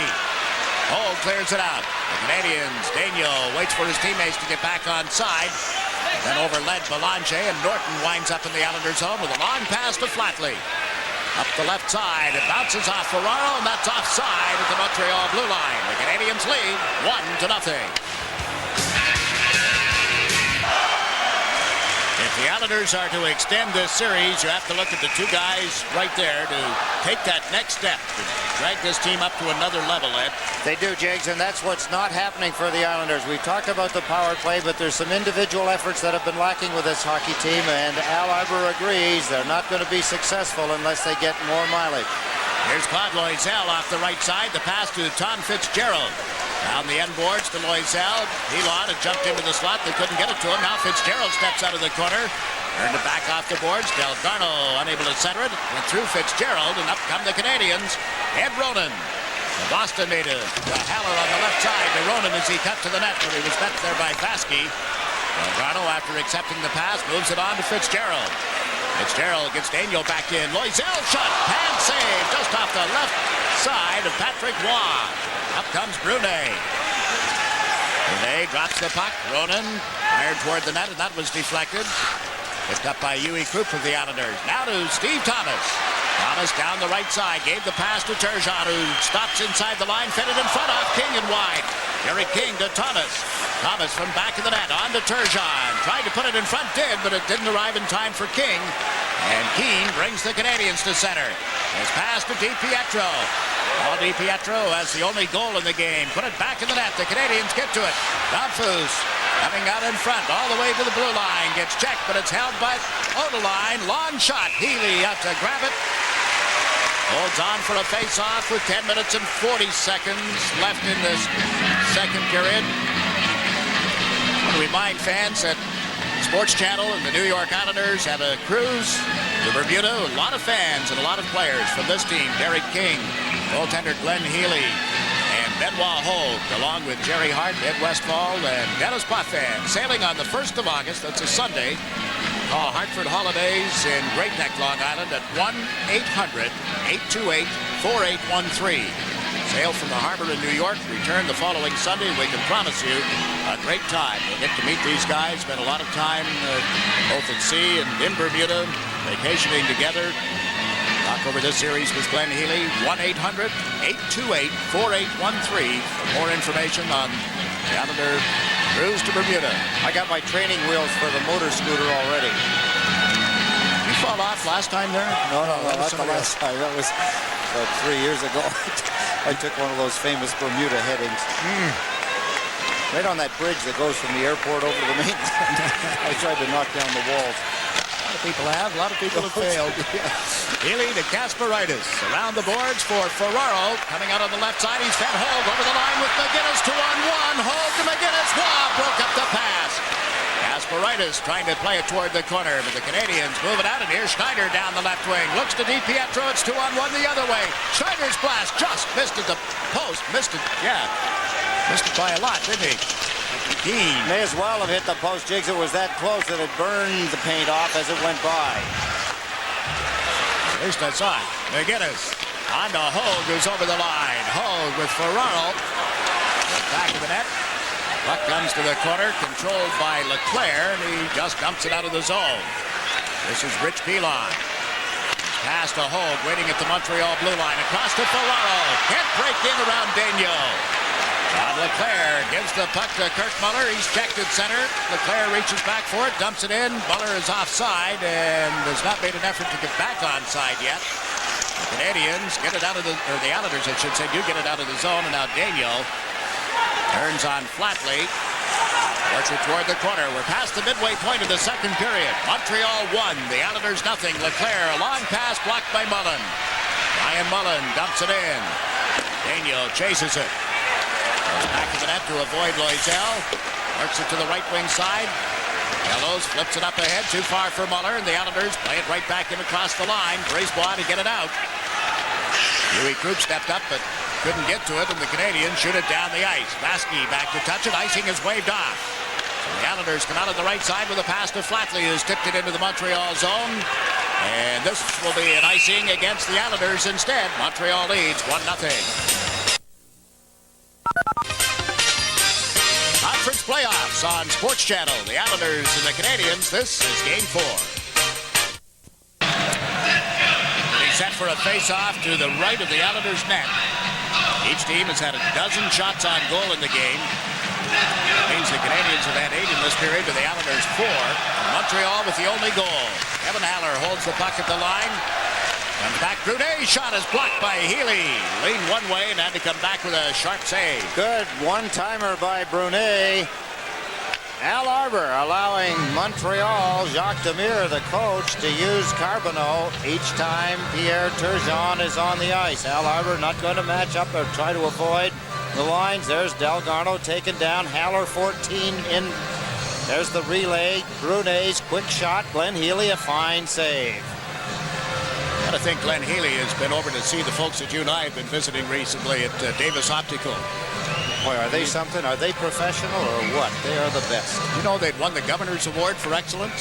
Stores, all the stores are going to be closed this Thursday. Healy makes another save that he didn't see till the last second. Yeah, the folks at Davis Optical. Congratulations to our good friends there. Fitzgerald driving it after a loose puck. Put it to the side of the net only to have it cleared, and it jumps away from Kasparaitis at the right point. Norton back on it to Fitzgerald, to Norton. Norton across the line, dumped it toward the net, but wide. In comes Delgarno. A check by Schneider. Matthew Schneider plays it around the boards. Ed Ronan Dumps it down into the Islanders' zone. Kasparaitis back. Under 8 minutes remaining in the period. The pass to Delgarno. Now to Volek. David Volek over the Montreal line. Trying to cut inside. Got checked. Here's Kasparaitis with it. On to Volek. Up the slot. Dion got to him as he came up from behind. And the Canadiens shoot it down the ice. The Islanders unable to create anything for themselves. They're not getting the breaks, not making the breaks as they did in the series against Pittsburgh. Jigs, Montreal are brilliant in their own end of the ice. There's no other way of saying it. They just play their position so well. Watch the Islanders trying to get down into the Montreal end, trying to get a scoring. Our pregame show, Westfall's Way, we talked about that area in front of the goal. Look at the coverage in front of Patrick Roy. Just as David Volek tries to get a shot away, stripped of the puck. Look at the positioning of the Montreal players in the red sweaters. They're all right there guarding Patrick Roy, never having to make a save.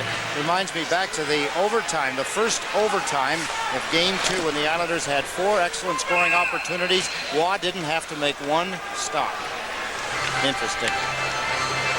One of the reasons, you get a look at him, number 28, Eric Desjardins. 23-year-old defenseman. He will be somebody to watch. He is now for a long time. They have a very young defense, mobile defense, an excellent defensive core, and a defensive posture. That's including the forwards. Haller's only 22, Odeline 24, Desjardins 23, Schneider 23. They're your 4 mainstays.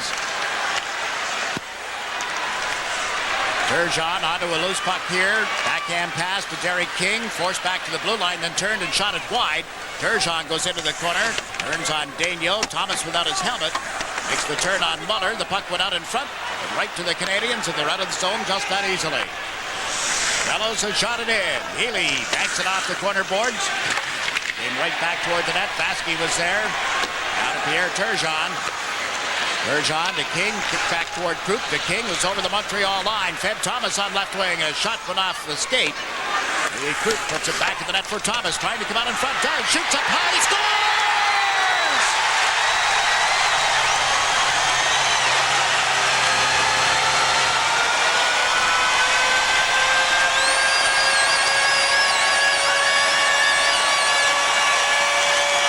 That's his second goal in this series against the Montreal Canadiens. It's his 8th goal in the playoffs.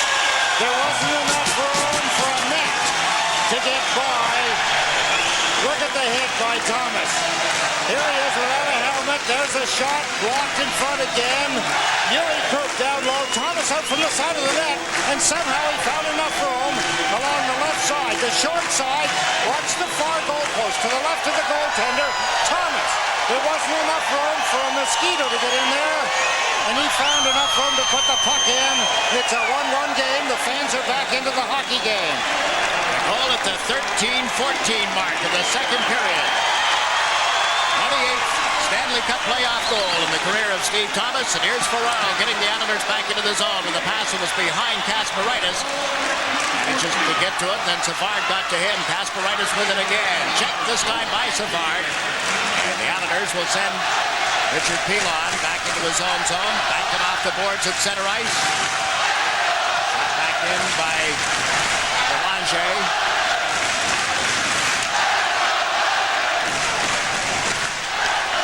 Pilon battling on the end boards. Kasparaitis. And the Canadiens, Desjardins ends up giving it to Kevin Haller. Long pass. Keane had just come out on the ice. Over the line, Hold drags it and can't get the shot away. Flatley was right there. Patrick Roy was bucked and is down in the back of the Montreal goal. Not a very big collision. Ferraro and Haller and Hogue were there, and now the Canadiens are going to Hogue as the training staff comes out to attend to Patrick Roy. Benoit Hogue, Jigs, backed up and bumped in. Patrick Roy, unless he hit his head when he went backwards, that seems to be the area. Although Patrick Roy is cagey, he's quiet, he's a smart person. He may be trying to cool the Islanders off. See him shaking his head. Can't be the neck or his head would have fallen off, they used to say. But he seems to be all right. Watch Hogue here as he drags the puck, trying to get between the defensemen. Played by Waugh there. Benoit, Hogue bumped into him. I think he hit his head on the crossbar. Patrick Waugh is fairly tall, and as he moved backwards, the back of his head may have hit the crossbar. Stunned him momentarily. That seems, look at him twisting his neck. See the billy goat protector. Protecting the throat area, nodding to the trainer, yes, I'm okay. Not like the Islanders would really be pleased to get the backup goaltender into the game either. You think of what Andre Rossico did to them during the regular season, although Rossico has made only one appearance in the playoffs of '93, played 18 minutes in a game against Quebec. He had a personal high, 26 games, 17 wins during the regular season. Andre Rossico. Here's Benoit Hogue again. Watch the goaltender. Watch his head here as he gets bumped. Gets slammed into. Oh, yeah, look at his head shot back. He took a punch from Benoit Hogue. Hogue snuck one in, got away with it. Now Turgeon, Delgarno, and Volek line up. DiPietro won the face-off for Montreal, and Desjardins around the boards, out of the reach of Keane. Norton drops back here. The pass is to Krupp. Huey Krupp, cross ice to Delgarno. That did Volek open at the Montreal blue line. This is Vincent Domfus. A little off balance, gave the puck away to Krupp. Right side to Volek. Pulls up on Domfus, and now Mike Keane looks to Domfus, gave him the puck. Onto the stick of DiPietro. Delgarno took care of him. There'll be a penalty on the play. Late call signal. DiPietro and Delgarno, and referee Dan Marawelli with a high sticking penalty against Brad Delgarno. 5:14 left in this period. Let's get a look ahead to our intermission and some observations. Well, here's the penalty first. There's the play. Originally a good check. That's not a good call. I don't believe under the circumstances. A 1-1 game, riding him in. There's the stick up, but I suppose it's not any different than the one that Max Snyder got on Steve Thomas. Brad Delgarno. Marawelli won't talk to Darius Kasparaitis. Well, the Islanders, 5 minutes and 14 seconds remaining in the second period. They've tied the hockey game at 1. Have taken a penalty, so Montreal go to the power play. It's their 4th power play of the hockey game. Yeah, it is. Look at the Blue Blanc Rouge at the bench, and now the face-off just above the circle to the right of the Islanders' net. Healy's right. Fitzgerald and Muller on the draw. Hogue is the other forward. Kasparaitis and Pilon are the defense combination. Muller with Bellows. And Domfus, who's playing the point. Now Domfus is going to step in to take the face-off.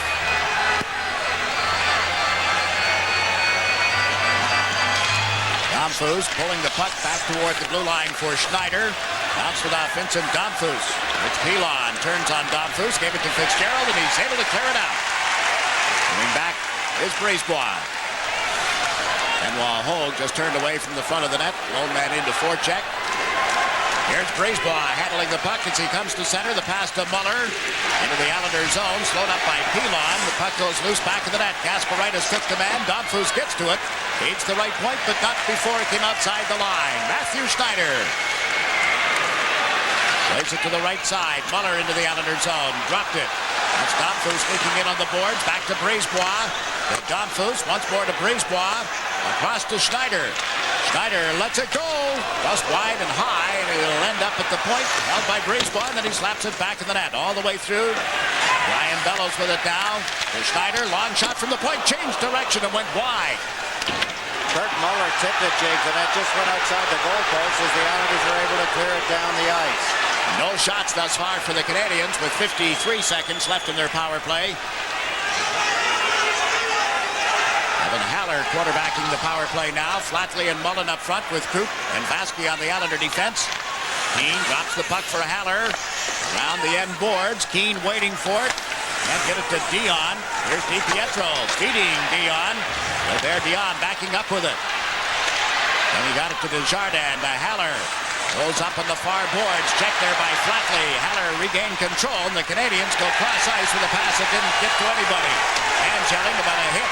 The Chardin at the blue line. Pad save the rebound. DiPietro can't put that in, and the Islanders clear it out. What a job by Yuri Kurczyk. He not only flattened one of the Montreal forwards, but he got back in front of the net in time to clear a loose puck after Healy had made a save. And they're over the line with one final rush on this power play, perhaps. Keane is checked. King has cleared it out. Delgarno is out of the penalty box, and the Canadiens drop back. Montreal had one shot on the power play. The game tied 1-1 as Delgarno dumps the puck in right to Waugh, dropped it off. This is Daigneault, the Dion, off his stick as Thomas ran into him. Now Pilon steps over center and plays the puck on into the Montreal zone with under 3 minutes remaining in the second period. Waugh got flattened as he went out of the net. King is being challenged here. The Islanders with the pass and the shot by Turgeon as well wide. Kasparaitis took the man. The Canadiens come up 2-on-1. Carbonneau and Dion. Carbonneau can't play it through Pilon. Still in the Islander zone, however. King in a collision.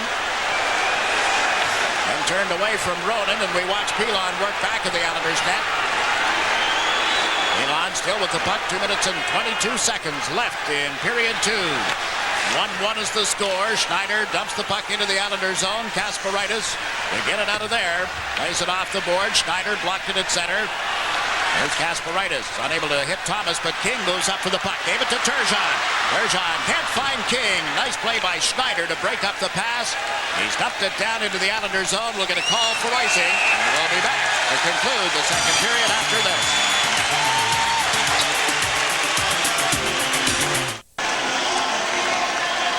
Some of the action in the Islanders' end of the ice. There was the shot, stopped by Healy. Rebound, stopped by Healy. DiPietro has had chances in this game. He's had the only goal for Montreal as well. Now Ferraro plays the puck around the end boards in the Montreal zone. Norton went to the man. Delgarno to the puck. Got it to Volek. Back to Delgarno to Ferraro, and he couldn't make contact. Schneider was sneaking up behind him. Haller is leveled on Delgarno's hit. Over on right wing, Ryan Bellows clears it up ahead. Here's Muller. Leclerc jumps up on the play. Muller trying to sneak in on the boards. Goes deep. Chase back to the net. Look at the strength of Kurt Muller, and Norton tips him over. Leclerc went shoulder to shoulder with Krupp. Ray Ferraro with the puck. Has a broken stick to contend with here. Finally ends up putting it on the right wing boards. Brian Bellows is there to the side of the net. Muller in front. The shot blocked by Healy, who goes down to cover it. Little scuffle, nothing too serious. We have 1 minute and 10 seconds to play in the second period. A look ahead to our second intermission. Some observations as well from Stan. Thank you, Jigs. We're going to have Kirk Muller of the Canadiens, and let me tell you something. The fans were pretty dormant until the Islanders got that tying goal, and now, as you can tell, they're right back in the game. Some stats: Canadiens leading in faceoffs in this period 8-6. Islanders losing in turnovers 9-8. Good body hits. Montreal 3-2. Jigs? All right, Stan. Notice Joey McMahon in behind Stan, one of the locker room guys, Dick Boy, if you will, clean shaven. And you look down the bench, there isn't anybody that had a beard before that has one tonight. The Fu Manchu's everything, I guess, in an effort to change the luck. Yeah, what a clear track. Not a bad idea. Don't do that. Just get rid of this. For the 8th time this year, you've been thinking about it, Jim. I don't think we'd all recognize you. I think you ought to keep it. That's good. That's the idea. Vasky to Pilon. Vasky fell into the back of the net. Meantime, Fitzgerald with a pass into Flatley skates. He's got it on the stick now. Backhands the puck over the line. Brisebois banks it off the boards through Flatley. Vasky at the Islander blue line with a feed here to Pilon, rather. Back for Montreal, Patrice Brisebois. Put it in the corner. Domfus went back for the puck. And plays a long pass toward Keane. He picks it up and steps into the Islander zone, only to be checked by Dennis Vasky. Vasky turns on Keane. There's Domfus trying to center. Keane in the corner with half a minute remaining in the period. Pilon goes to the boards, gets the puck safely onto his stick, and then Tom Fitzgerald on to Benoit Hogue. Right side to Flatley.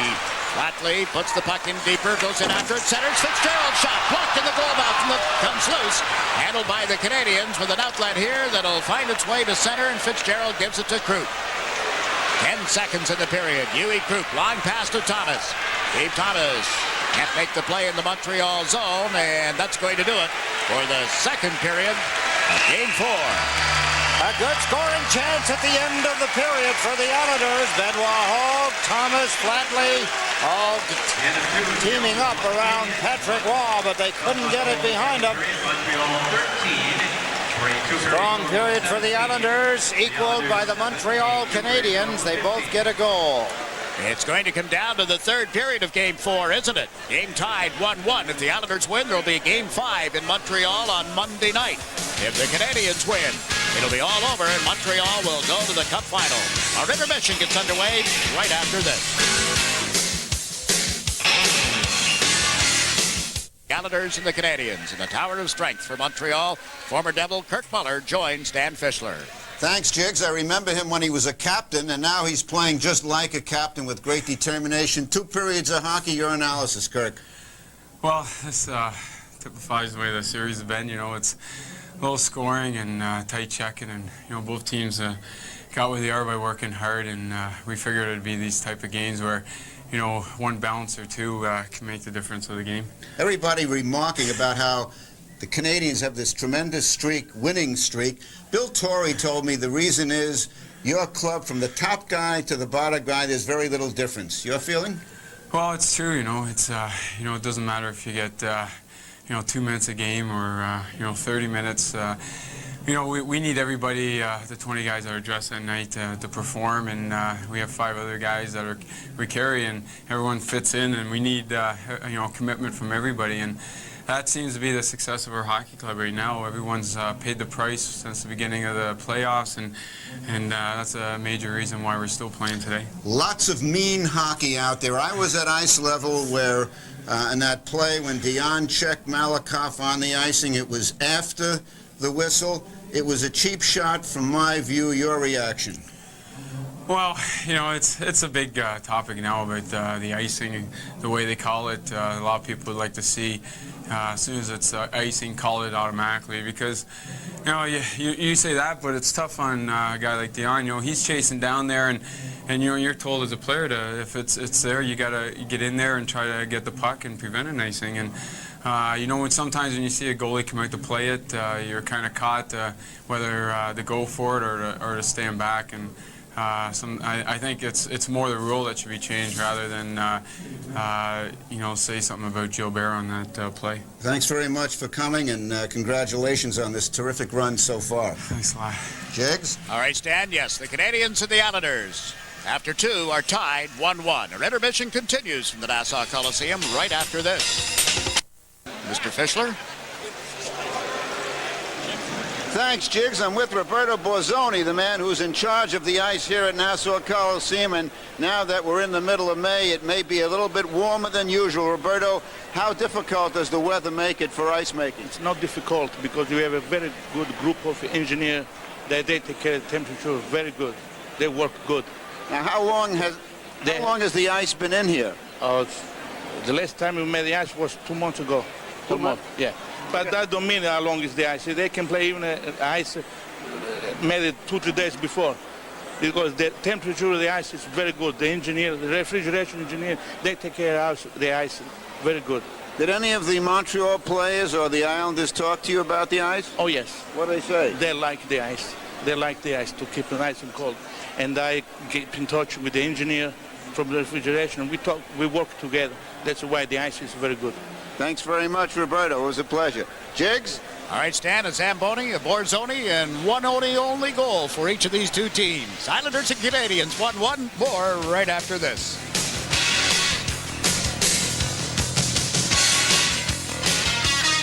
I'm sure you remember me saying to you, you only get so many opportunities in a hockey game, and you better put them in. Against the Montreal Canadiens, that is exemplified because they don't give you too many chances. At the end of the second period now, it's 1-1. The Montreal Canadiens scored in the second period. So did the New York Islanders. Mobile's going to show us the goals from the second period. Let's take a look. DiPietro scored the goal for the Montreal Canadiens. He went behind the net, come out from the side, and there was the puck, there was the net. and an opening, and he jammed it in. He's played 11 games in these playoffs this season. He has 11 points.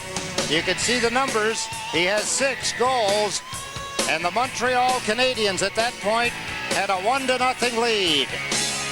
The Islanders had some scoring chances. They seemed to get more as the game went on. Steve Thomas, there he is, helmetless, grabbed the puck, come out from the side of the net, and from an unlikely angle, he was able somehow to find a spot, and he got it in behind Patrick Waugh. And the Islanders, on Steve Thomas's 8th goal, had a 1-1 tie when the period came to an end. We'll be back for the start of the 3rd period after you see these messages. MCS service. One is a great reason to buy the other. Well, on some nights we show you an MCS Cannon teamwork moment where a goaltender helps out. Let's take a look as the Islanders help out on the other side. Dennis Vasky there. Here's a shot by Glenn Healy. Here's the rebound by Dia Pietro. Stopped, and Huey Krupp in the right place at the right time comes to the aid of his goaltender, Glenn Healy. An MCS Cannon teamwork moment. One is a great reason to buy the other.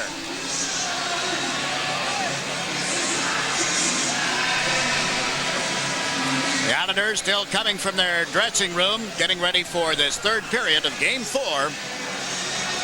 Who will get the winner, and at what juncture of this game? Will it be in the 3rd period? Will it be an extra period? Will there be a long night this Saturday night? And look who's back. Vladimir Malakoff has come from the dressing room. He did that at the start of the 2nd period and couldn't continue. On the hit from Dion at the 11:44 mark of the 1st period, he suffered a knee injury, a contusion of the knee, we're told. You could see a twist in the replay we showed. We'll have to wait and see how he skates. He does not look that limber, but you can see there he's limping. His left leg not being able to hold his entire weight. See how much action Al Arbor, or will he use them just on power play situations? The Islanders, I suppose when you think about it, Jigs, this is really overtime, only it's not the end of the game if someone scores. But the next goal in this hockey game, monumental. Islanders hope that that'll be theirs. Sure, the talk in the dressing room, let's win 1 period. We can win a period. That's what the concentration will be on. Win 1 period and send the game back to Montreal, or the series, I should say. And we would have that for you on Monday night at 7:30 Eastern Time.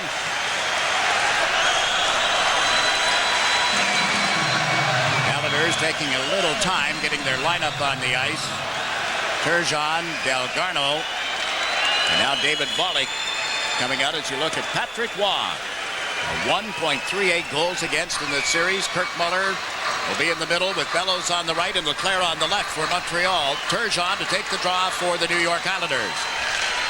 Nobody won it cleanly. Now Muller kicks it back to Schneider. Over to Odeline. While Odeline is shot it deep into the Islanders zone, and Kasparaitis touches up. Then he is bowled over by Leclerc after the whistle. Kasparaitis looked up and said, wait a minute, I thought that was a whistle for icing. Wasn't it my teammate, my defense partner, that got hammered into the boards not long ago? On an icing call, there's Kasparaitis kind of let up, and when he did, wham, Leclerc leveled him. Look at the snow on his face. Sometimes that feels very refreshing, but it's not necessarily the right time. You just come out of the dressing room, the body hasn't worked itself up to the temperature that it would normally at this point, so it would feel rather cool, or rather cold, I should say. Our sources through Stan Fischler and his group down by the dressing room are reporting that Vladimir probably won't play. The doctor's saying that he's there on the bench, but not expected to play. In the similar situation in the series with Toronto and Detroit when Paul Coffey didn't play in the 3rd period of that game. Here's Kasparaitis off the end boards to Delgarno. Look to Volek, gave him the puck. David Volek brings it back to the point, then his shot went wide. Bobby Fitzgerald putting it back to the net. There's Delgarno, turns on Schneider. It's chased to the corner. Delgarno trying to swing it in front and hit a skate and comes out towards center ice. It's Pilon back off the boards through Muller right to Volek, and a 2-line pass called against the Islanders. 19-19 the time remaining in the 3rd period. If you haven't yet met our friend Mr. Probert. Here's your opportunity, and you can order tonight. Operators are standing by to take your calls, and you can charge to any of the major credit cards by dialing 1-800-PROBEAR and get your very own dressed in the NHL uniform of your choice. Comes with skates, sticks, gloves, negotiable contract. It's going into the $79.95, as you saw, $5 for shipping or handling. You name your bear anything you want. Put them in any uniform you want. 1-800-PROBEAR is the number to call right now. Oh, no operators tonight. Oh, I'm sorry. We'll get that back up for you in case you missed the address, then I guess. Didn't mean to mislead you, folks. I won't write them. Troop at the left point. Across to Norton. Over center and dumps it in. Eric King stole the puck. Gave it to Turgeon. Thomas unable to knock it out of the air and regain control, so the Canadiens just clear it to center, and here's Krupp. On to Turgeon. Left side to Norton. Norton shot it up high on Brisebois. King got to it, but couldn't hit Thomas, who was breaking in, and the Canadiens sky it down into the Islander zone. It's curling right to Healy. Huey Krupp comes back.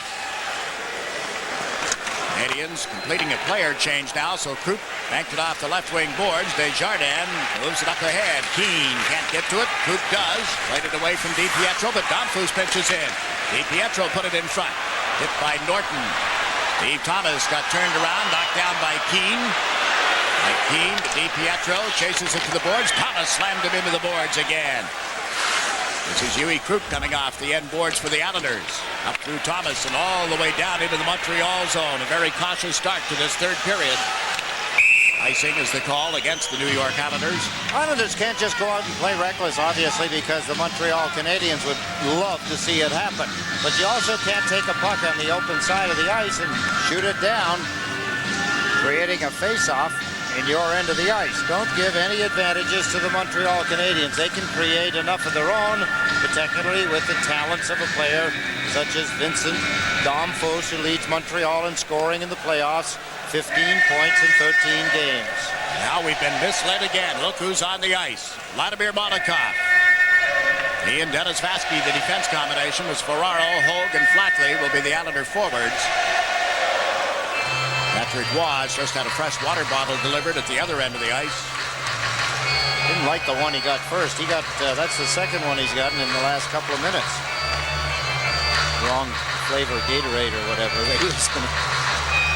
As they line up here, it'll be DiPietro against Ferraro. DiPietro got the puck to Keane, to the point for a Haller, pulls to the right, shot one that hit Flatley. Bounce toward Benoit Hogue. Flatley limping as he just now is back up in his skates. Canadiens have dumped it in. Dennis Vasky with it. Around the end boards to Monikov. On to Ferraro. Right side to Flatley. Hogue with him on the left. Flatley has dumped it in. Hogue chasing the puck. Benoit Hogue guides it back in the net. Flatley gets pinned on the boards. Now gets loose from the check. Patrick Flatley played it behind Ferraro, and the Canadiens will come away. Keane over center. Three Islanders back. Keane across the line, dropped it. Paul DiPietro put it in front off Domfus. And as Vasky clears it out for the Islanders, Schneider takes a little time going back. Icing is waved off, so Waugh plays the puck, and the Islanders on a wholesale change. Get Bollig back out with Turgeon and Delgado. Over the line, back into the Montreal zone. Avoided the check from Turgeon. Puck goes to Savard. On to center ice for Belanger. Crisscrossing with Dion. Jesse Belanger taken to the corner by Pilon. They center. Clear to side. Off the side of the net on the return shot. And Kasparaitis plays it to Turgeon. Got it to the line and then offside as the Canadiens put it back in the zone, catching everybody there. It's still a 1-1 tie. Didn't mean to mislead you folks about calling the 800 number. There is the address. Probert Meadowlanders Inc., 245 Patterson Plank Road. And you notice the Probert even comes with a clerical collar.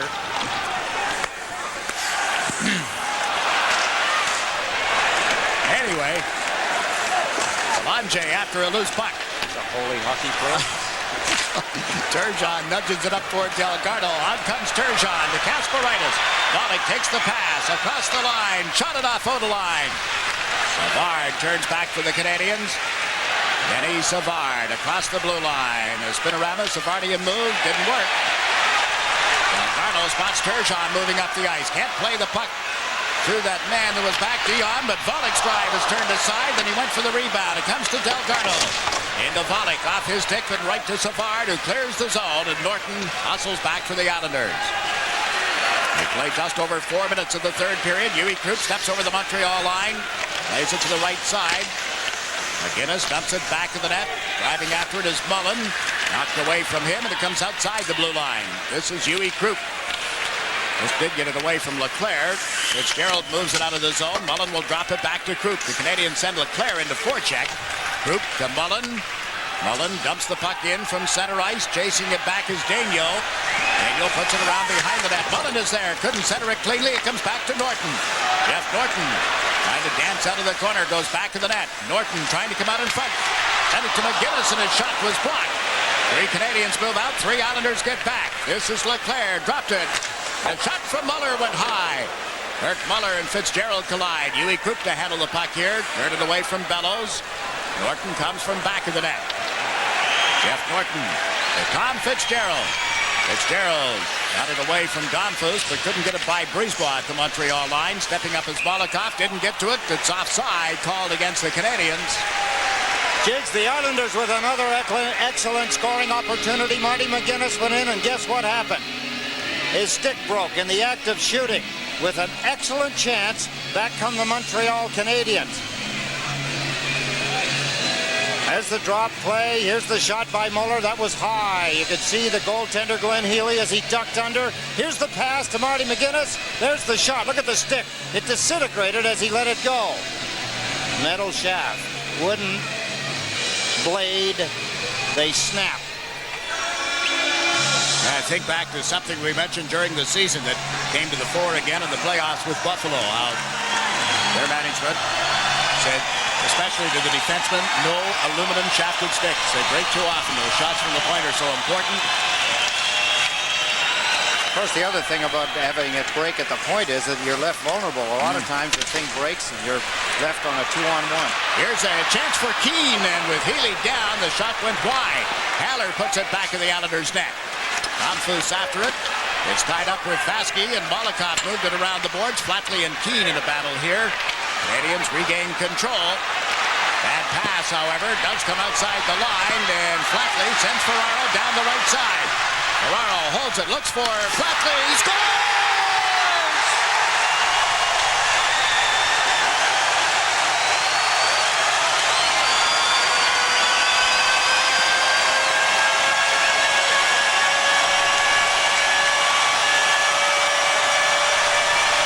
At times he appears to have snowshoes on his feet, not skates. Look at Flatley lumber to the net. Ferraro with a perfectly timed pass, and still being checked. Flatley somehow, like Thomas, found enough room to get the puck into the corner of the net. Good move here by Ray Ferraro. He waited to the last second, fed it. Look at the puck laid flat, a backhand shot. Beautiful backhand shot. There's the play. Flatley started inside his own blue line when he stole the puck. Drop pass on the right side to Ferraro in front of Haller, number 14. There's the layout of beauty inside the goal post as Flatley gets by Desjardins. And as Flatley celebrates over at the bench, the door opened and Vladimir Molotov went to the dressing room. So the big Russian defenseman appears to be finished for tonight's game. The Islanders with a 2-1 lead. The goal at the 5:57 mark. Paul DiPietro is stripped of the puck. Now we'll see if the Islanders can extend it or have a little more success in trying to sit on a lead tonight, although I don't think that's what they want to do. Don't you dare sit on a lead with Montreal, do you? I suppose they wouldn't want to hear even a mention of the word, Jigs. Flatley wouldn't, his teammates wouldn't, the coaching staff, they'll be telling them, reminding them, it's got the lead, keep going, get another one. Don't sit back and let the Montreal Canadiens come to you. You didn't when you got this goal. I don't know how that puck found its way into the net. I'm sure Patrick Waugh doesn't either, but Pat Flatley does. Well, you just can't beat him cleanly, it seems. Got a to find another way, as Thomas did in the second period, and now Flatley here in the third, and the Canadiens are out of the zone. Brune dumping the puck in. Ronan shoulder to shoulder knocks King off balance. Ronan goes for the puck. Has Brune in the slot. Went to the line instead, and Schneider golfed it wide. In quickly is Guy Carbonneau. Back to the net. Brune knocked down by Norton. Norton recovers the puck. Up to Steve Thomas. Thomas flips it up in the air, and that'll bounce into the Montreal zone where Odeline gives chase. Quickly to Schneider, off his stick, right to Fitzgerald. Fitzgerald checked at the Montreal line. Odeline to Kirk Muller. Look at the strength again. Muller on McGinnis. One-handed, put it in the corner. Kasparaitis to play it here. Pinched by Muller. Kasparaitis clutching his face. Now down goes Mullen, and here there will be a penalty on Kirk Muller. And the Islanders are going to get a power play chance, and we'll be right back. The penalty is to Kirk Muller. Dan Maruelli had a couple of opportunities. Watch Kasparaitis here. Look at the stick into his face. Now that wasn't a penalty at the time. It was after that. Kirk Muller there with a chop up under the arms of Brian Mullen. Got a high sticking penalty. So the third power play of the evening for the Islanders. You know the story. Dreadful in the playoffs, and especially in this series, but now Norton has slammed the puck in around the boards. Comes to the left side, King in after it. Don Foose behind him, Brisebois in front of him, and Brisebois broke it up, laid it off Norton's stick. Jeff Norton steps over center and dumps it in. Thomas there to knock it away from Daigneault. Steve Thomas in the corner for Turgeon. Looks to Krupp at the point, gives him the puck. Across to Norton. Norton. The King, the Krupp fires from the blue line, and that takes off in a deflection well up into the seats. New York Islanders hockey is being brought to you by Mobil. Mobil 1 synthetic motor oil. It's Jordan. And as Flatley celebrates over at the bench, the door opened and Vladimir Malakhov went to the dressing room. So the big Russian defenseman appears to be finished for tonight's game. The Islanders with a 2-1 lead. The goal at the 5:57 mark. Paul DiPietro is stripped of the puck. Now we'll see if the Islanders can extend it or have a little more success in trying to sit on a lead tonight, although I don't think that's what they want to do. Don't you dare sit on a lead with Montreal, do you? I suppose they wouldn't want us here even a mention of the word, James. Flatley wouldn't, his teammates wouldn't, the coaching staff, they'll be telling them, reminding them, you've got the lead, keep going, get another one. Don't sit back and let the Montreal Canadiens come to you. You didn't when you got this goal. I don't know how that puck found its way into the net. I'm sure Patrick Roy doesn't either, but Pat Flatley does. And he just can't beat him cleanly, it seems. Got to find another way, as Thomas did in the second period, and now Flatley here in the third, and the Canadiens are out of the zone. Brune dumping the puck in. Ronan shoulder to shoulder knocks King off balance. Ronan goes for the puck. Has Brune in the slot. Went to the line instead, and Schneider golfed it wide.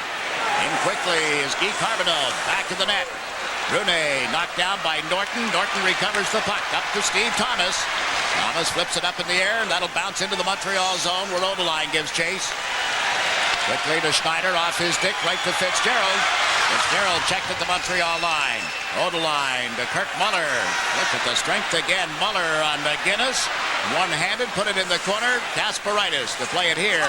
Pinched by Muller. Kasparaitis clutching his face. Now down goes Mullen, and here there will be a penalty on Kirk Muller. So the Islanders are going to get a power play chance, and we'll be right back.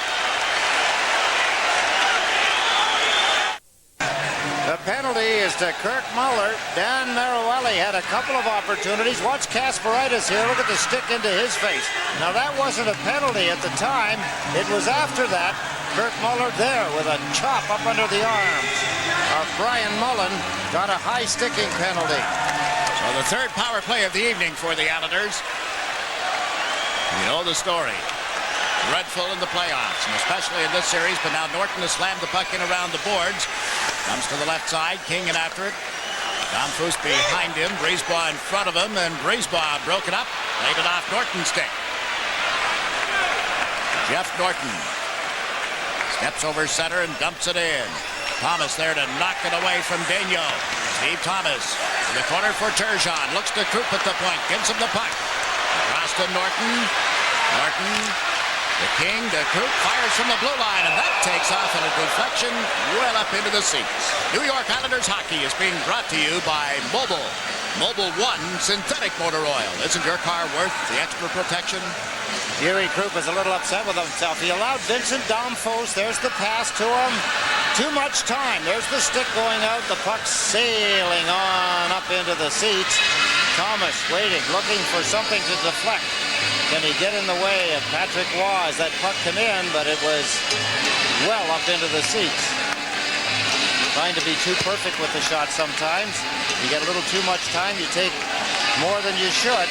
That allows penalty killers to get sticks in front of the shots. Linesman Ron Finn will drop the puck between Carbonneau and Turgeon, and immediately Carbonneau slammed it down the ice. Healy gave it to Norton. He has Turgeon on the left, Krupp on the right. King came back to join the play. The pass onto the stick of Krupp off the right wing boards. All the way back to the Montreal net. Yuri Krupp fended off a check and gave it to Norton. Across to Thomas. It jumped away from him, but he puts it back in the net. Turgeon waiting for it. Centers. Norton up the slot. The pass instead to Thomas. Back in the net to Turgeon. King calling for it. Turgeon can't get it to Norton. Nice read by Carbonneau, and the Canadiens are out of the zone. Back on the puck. Jeff Norton into forecheck. Brunet. Now Yuri Krupp lugs it out of the zone. Pass off Turgeon's stick, and the Canadiens shoot it down the ice. This with 32 seconds left, and the penalty to Muller. And again, the Islanders have not had a shot on goal. They had one on their first opportunity tonight when Dion was off. Did not have a shot on goal in the second chance. None here, and Ferraro is over the line. Put it in the high slot. Kasparaitis gets checked. Benoit Hogue and Damphos went to the boards. Hogue trying to get the puck to Kasparaitis. Does. Now to Vasky. Off the left side. His shot changed direction. Flatley poked at it. Keane is there to clear it. And the Islanders have to go back as the penalty to Muller expires. 2-1. The Islanders leading the Canadiens. Vasky puts the puck in deep. Waugh leaves it back in the net. Ferraro couldn't get there in time, but it does go to Hogue. Benoit Hogue using the boards. Into the corner where Muller checked him. Muller comes down the right side with a pass to Keane. Muller dives in after the loose puck. Healy out to play that. Kasparaitis comes to the left wing boards. As Ferraro moving up, Flatley as well. The pass to Flatley, took it in his skates, has the puck on his stick, trying to put it out in front. It went high in the air. Ferraro can't get a stick on it. And it's called now. The Canadiens knocking it down with a high stick and then playing it next. 10 minutes, 11 seconds remaining in this third period. Interesting that Patrick Flatley gets the go-ahead goal, his second of the playoffs. The only other one was in the series with Washington. And on Hockey Night in Canada tonight, the folks coast to coast in Canada got to see portions of the Heels and Flats show that have entertained SportsChannel audiences this hockey season. Haven't always entertained Al Arbor, and I'm sure Jacques Lebert wouldn't find it all that entertaining tonight either, but a few yucks and chuckles. Even our producer, Kevin Leininger, made a cameo appearance in tonight's special on Hockey Night. I wonder how the folks in the West will react to the idea of paving the provinces of Alberta, Saskatchewan, and Manitoba. I guess as long as the Ferraro family got the contract. Well, the puck cleared out the Montreal zone. Volek against Dion. Yuri Krupp moves to center ice. The pass to David Volek on right wing. Heller knocked it away from him. And Dion got knocked down at center ice, and it's Norton back for the Islanders. On to Delgarno. To Fitzgerald across the line on left wing, pulls up, looks to make the play. Nobody coming late. Now he spots Krupp. Krupp around Dion, goes to the front of the net, to the backhand. Wow, the save, the rebound, they bang it in! Volek!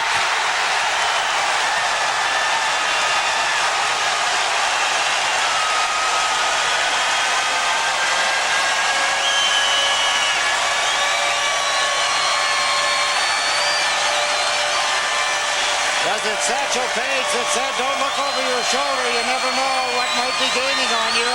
I'm sure Montreal and the coach Jacques Demers feel that way as Yuri Krupp come to the front of the net. Volek was knocked down. He didn't have a glove on. When he got back up and hammered the puck into the net, Beautiful play by Yui Krug. He's played well in these playoffs. He's played exceptionally well in this hockey game. There was his backhand shot.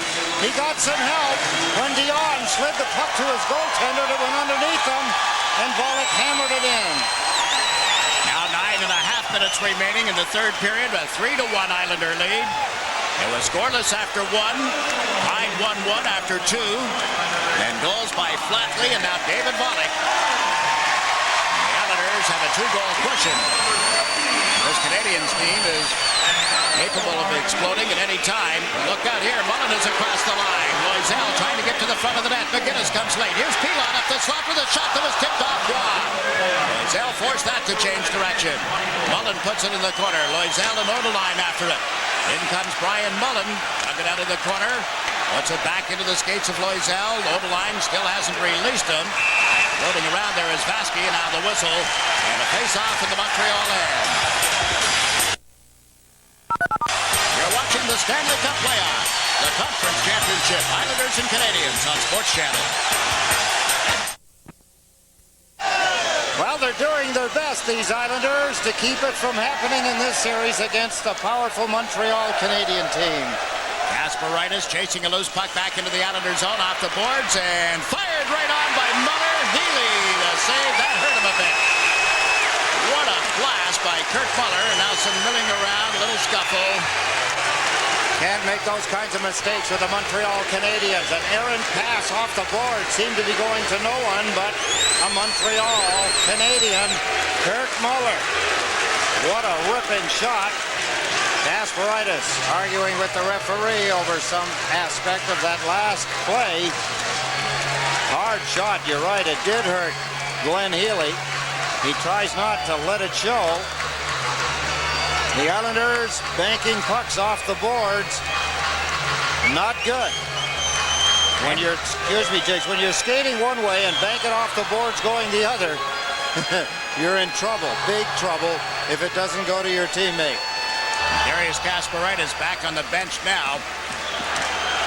And Derek King had a little set-to back in the Pittsburgh series in Game 7, and Andy Van Helleven skated by King after Darius had cross-checked him. He just ran her after a play and said, "You're going to let him do that?" "Well, yeah, King said he's nuts.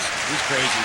Does that all the time." But the play a moment ago has to be questionable, and here the Canadiens trying to put it from back of the Islander net. Muller got checked.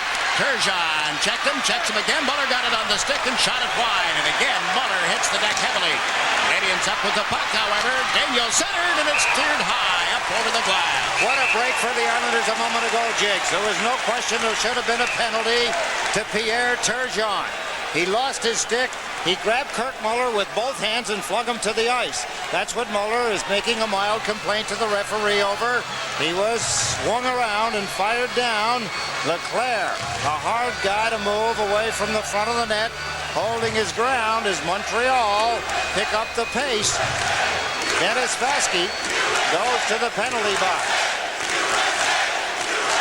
John Leclerc leads as well.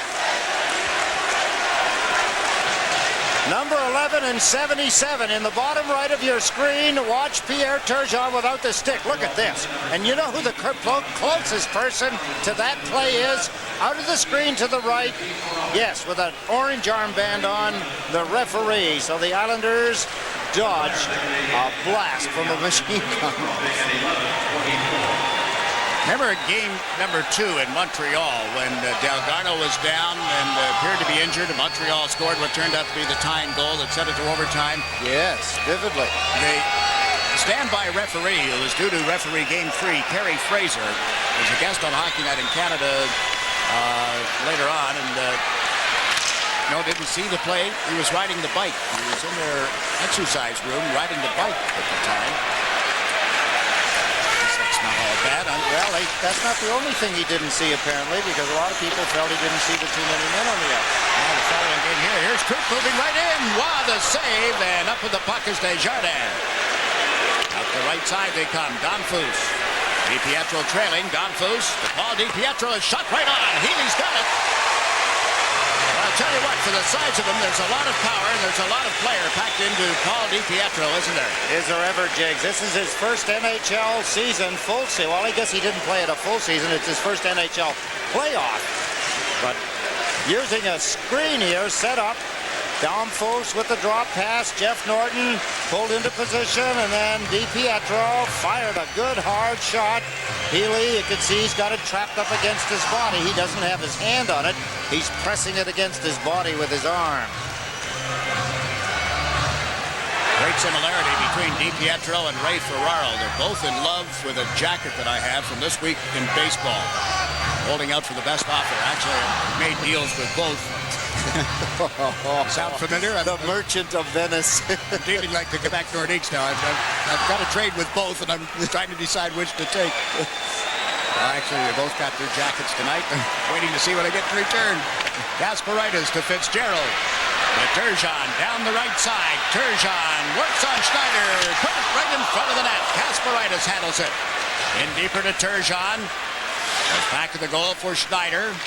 Islanders 3, Canadiens 1, and the Canadiens come out of the zone, led by Donfus. Vincent Donfus driving on Pilon.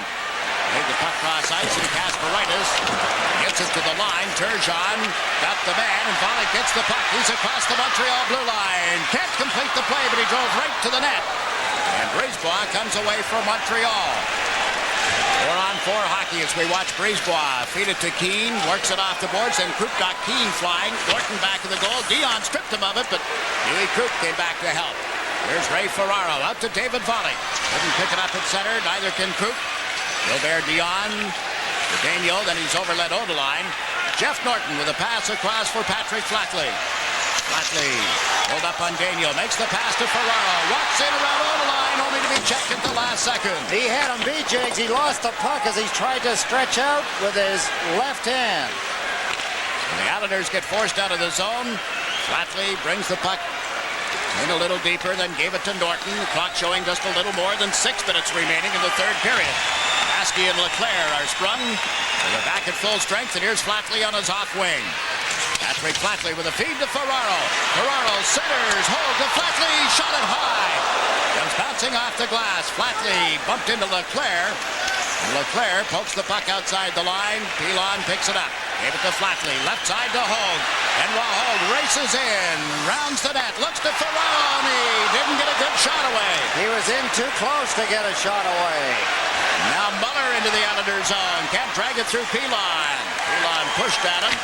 Hogue gives the puck to Kasparaitis. Up to Ferraro. Desjardins pinched in on him, and now Kasparaitis with Leclerc tugging at him. Found Thomas. Crisscrossing with Hogue in a near collision at center ice. Dave Thomas waiting for help to arrive. His teammates in the middle of the chain. Kasparaitis handles it here, up to King. Puts it in the far corner. Thomas races it after it. Turns on to the front of the net. Thomas pulls up. Trying to make the pass, and it's cut off by Desjardins. Stolen, and then King's shot is tipped up into the seats. 5 minutes and 12 seconds left in the third period. It's the Islanders that are keeping the game level up that high. They're giving Montreal a lot of headaches. The speed and puck handling abilities of Steve Thomas never better demonstrated than what we saw on the last shift. Beautiful skating, great puck handling as he turned the Montreal defenseman round and round. You know, so much has been said in Canada in the series involving Toronto and Los Angeles, and how basically it was over after the Leafs won the first game. Toronto was looking forward to playing Montreal. The reverse true as well. And Los Angeles leads that series 2-1. Already beaten Calgary, beaten Vancouver. If they were to knock out Toronto and then knock out Montreal for the Stanley Cup, they'd have gone through 4 Canadian provinces. Marching through Canada to the Cup, they're saying in L.A. Fans are having fun with this, just as they are here at the Coliseum tonight. We hope you're enjoying wherever you're watching on SportsChannel. Steve Thomas floated it to the side of the net. Turgeon centers, couldn't get it to King. Comes back to Norton at the left point. Played it all the way around the boards. Derek King chasing it. King cuts it into the corner for Thomas. Pilon jumps up in the play, shoots, while the save. He looked over his shoulder, but it was tucked under his pads. 3-1, Islanders leading the Canadiens. It's come down to this. 4 minutes and 27 seconds left in the third period. The New York Islanders leading the Montreal Canadiens by 2. 2-2-2-2 up on the board. Each team with 22 shots on goal. Lots of deuces. Fitzgerald put the puck on the end boards. Pietro around to the right side. Vasky pinched in. Now Delgarno frees it up. Bois played it away from Volek. Daniel to the line. Delgarno knocked it down. Gave it to Volek. David Volek. Checked it. There's Pilon. Dumps it off to the side of the net. Fitzgerald to the corner to try and recover. Over comes Volek as well. Puck ends up on Daniel's stick. Under 4 minutes to go as Daniel looks for the man. Goes up the middle with the pass to Donfus. It's cleared away by Delgarno. Will drop back to cover the point. And Dennis Vasky flips it down into the Montreal zone. Wild quickly plays it through the center ice area for Keane. Now back to Odeline. On into the Islanders zone. Healy will hold it up for Norton as Keane came into forecheck. Islanders don't get it out of the zone. Odeline shot takes off. Ends up in the seats. Well, what has Stan spotted in this third period? Let's find out. Well, Jiggs, what the Islanders are doing right so far is taking the play to the Canadiens, forechecking very well. But what the Isles have to watch out for are those dipsy-doodle guys on the Canadiens. Denny Savard in particular. He's got that kind of move that can break somebody free. The Islanders bringing their extra forward back, checking well. We'll see what happens. Jiggs? All right, Stan, 3 minutes, 27 seconds as you see. What have you spotted? Haven't seen Dennis Savard in this third period. Kind of a break-open player at Jacques Demire. There you get a good look at the professor. Jacques Perrier nodding, obviously getting some information from Charlie Tifo, former assistant coach with the New York Rangers. Charlie's on the headset tonight. Jacques on the bench. Perrier, that is. Bellows with Hogue stepping into him. Long shot from the point. Didn't get through. And here's Brian Bellows. Flatley can't jab it away from him. Bellows played it in deeper. Huey Krupp had it. Lost it. It's under Ferraro. Comes loose. Muller gets pushed to the boards and then knocked down by Krupp. Canadiens still trying to move it around the end boards, aren't they? Here's Huey Krupp. Played it away from Muller. And while Hogue clears it up, Ferraro picks it up. Has Flatley with him on the right side. Ferraro into the high slot. Can't shoot it. Back they come. Big collision. Ferraro is down on the ice and play called by referee Denny Merriwelli.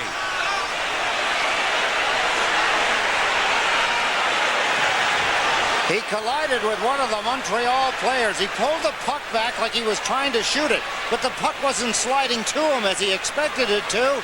He was losing control, and then he got run over, or as he collided with the Montreal player, whether the Montreal player saw him and hit him, or whether they just collided and he didn't see him.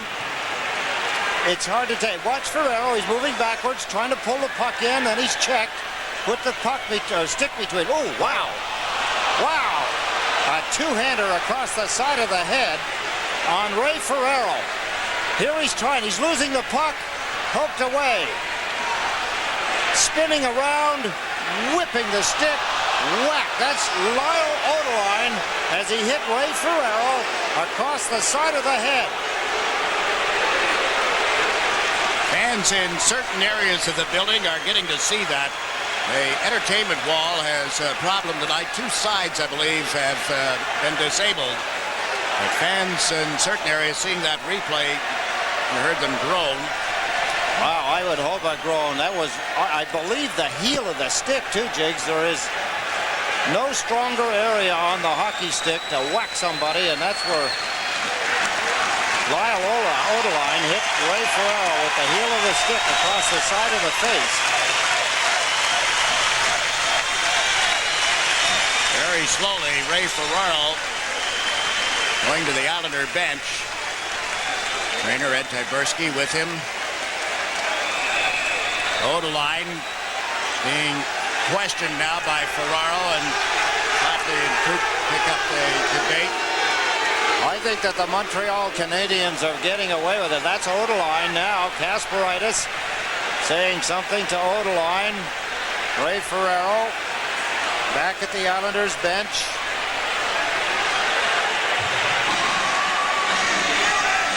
would appear now that there is not a penalty on the play. Linesman didn't see it. Referee didn't see it. One thing about this, Jigs, though, what does happen, the referee knows that something happened and everybody missed it. The linesmen know it. He knows it. Montreal, if they get something that's even close, he's liable to call it on them. In other words, you got me here, guys. I can't call something I didn't see. The other linesman didn't see it. But the next one, you know you're going. Leclerc is wide to the right. Muller in the middle. Bellows standing next to him. And then out of your picture, Leclerc. They put the puck in, and Leclerc went racing it after it, only to be slowed up by David Volek. Leclerc delivers a hit on Kasparaitis, who's lost his left glove, had to go back for it. From center ice, Desjardins slams it around the boards. Leclerc comes in after it, shoots Healy the save, and Loisel is there to handle the rebound. Not Loisel, up to Brad Delgarno. Out of the zone with a pass that didn't get to Volek. Bellows is checked, however, and Kasparaitis takes over. There is Kasparaitis to Rich Pilon, to Brad Delgarno. Down the ice it goes. Chasing it back. Brisebois. Off Loisel's stick. He recovers outside the line and dumped it right to Patrick Roy. That'll bring about a whistle for an offside with 2 minutes and 7 seconds left in the third period. A 3-1 Islander lead, and let's set the stage. The Islanders win here tonight. They go to Montreal for Game 5 on Monday night. We will have it for you on SportsChannel beginning at 7:30 from the Forum. If the Canadiens come back, well, they'd have to get 3 to win it in regulation. 2 to send it to overtime, but if the game should end in a Montreal victory here tonight, and the Canadiens win the series and await the winner of the series between the Kings and the Maple Leafs. LA leading that best of 7, 2 games to 1. Following the draw, the Canadiens, Schneider to the left side, who went off the skates of DiPietro, now is cleared out. Norton has replaced Pervers in the lineup tonight, gave it to King, and he's dumped it in deep. Schneider, Thomas moving it on him. DiPietro back to help. Under 2 minutes to go. Haller pushed to the corner boards by Gary King. King being held by Evan Haller. And there's Thomas in front to Turgeon. Shoots, pad save. It came right back to Waugh. The stick of Thomas, or King, excuse me, and he's been able to hold it for another face-off. That's the reason he's one of the best, if not the best, goaltenders in the league today. He has the best goals against average in the playoffs. He has the most wins in the playoffs. Second in save percentage, Patrick Roy. What an opportunity for the Islanders to put this thing away. Pierre Turgeon there. Tried to go lower left corner. Waugh got it with his left pad, and then Matt Snyder, 27, back quickly to cover up any rebound that was around Patrick Waugh.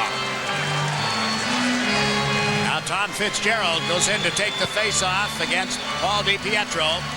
Fitzgerald to hold, back to Fitzgerald, to Norton covering the left point. Down the end boards, Desjardins picks it up. Out come the Canadiens. Keane to center, and he'll shoot it in well wide of the net. DiPietro after it. Healy banks it off the near boards. Keane got double-teamed, and Norton to the line, not out. Shot is blocked, and flatly forces it away from Desjardins. The Canadiens' goal is empty. Brisebois handling the puck. Off Fitzgerald, and out of play. 1 minute and 9 seconds left in the third period. If you're wondering why a player like Patrick Flatley is the captain, I'm going to give you another example. He just went down inside his own blue line and blocked a shot from the point man. He took it off his right knee. He's trying to skate the pain off now as he moves around on the ice. Flatley sacrifices himself regularly, and he did it there. He broke up the play. The puck hit him, bounced into the center ice area, and that outstanding. Doesn't go recorded, won't be written about, but that's the reason he's a captain. He will sacrifice himself time and again, do the little things. The players that he plays with recognize it all. Patrick Roy, as you saw, came from the Montreal bench with his face-off just outside their blue line. Jacques Demers wants a goaltender on the ice. And now Kirk Muller, I believe, has asked for the timeout. Referee Marawelli delivering the information. Well, the Islanders are the team that has asked for the 30-second timeout. So Al Arbor wanting to make sure that everybody is on the same page here with a 2-goal lead. No disasters. Montreal love to line up with that one player, wide receiver, if you will, over on this side if the face-off's where I think it's going to be in front of the Montreal bench on the far side. As you watch Al Arbor, I was just looking up at Patrick Waugh. He's taken a seat on the Montreal bench. So the Canadiens are going to gamble with 6 attackers, and the goaltender will be seated as close to the door as he can be in case they should make a change here, but with 1:09 left and the Canadiens down by 2, I think Waugh will be moving all that quickly. 24 shots apiece. Ron Finn, the veteran linesman, will drop the puck between Tom Fitzgerald and Kirk Muller. Hogan flatly to the left for the Islanders. Pilon has moved up on the right. Lone man back is Kasparaitis, and he has to chase the puck. Marius Kasparaitis off the boards, didn't get it out. Fitzgerald takes his man. Kasparaitis after it. The Canadiens put it back in the net for Bellows. Puts it out in front. Through a screen, tipped as well, right to Fitzgerald. Empty net up ahead, steps over center smartly, across the blue line. Shot it off Brisebois. Kasparaitis is there, a backhander. He didn't get it by Brisebois. And Wall Hogue with a chance. He scores!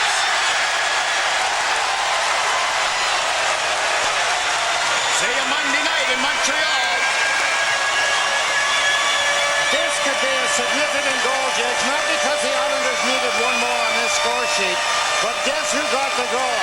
The guy that's been laboring. He's been an anchor for the Islanders. He has not been playing well, and it could be enough to spring him into the kind of action the Islanders need. They won this game so far without Benoit Hogue. There's the backhand shot. Stop. Darius Kasparaitis wants another try. He loosened the puck up, got it back, and here Hogue with a wrist shot. Put it into the right-hand side. It's 4-1. That sends the fans heading for the exits. It sends the Islanders to center ice to face off. Hogue's first point of any sort in this series with Montreal. His 5th goal overall into an empty net. Seals a 4-1 win. Referee Marawelli fell in the Islanders' zone, giving the crowd something else to think about on their way home tonight. Well, they couldn't get it out. We're down to the final 19 ticks of the clock. In Game 4, the Islanders have assured themselves of a chance to play again. Monday night at the Forum. Zell will get the puck out of the zone. David Volek, who gave the Islanders an insurance goal after Flatley got what proves to be the game winner, has dumped it in. And it's all over.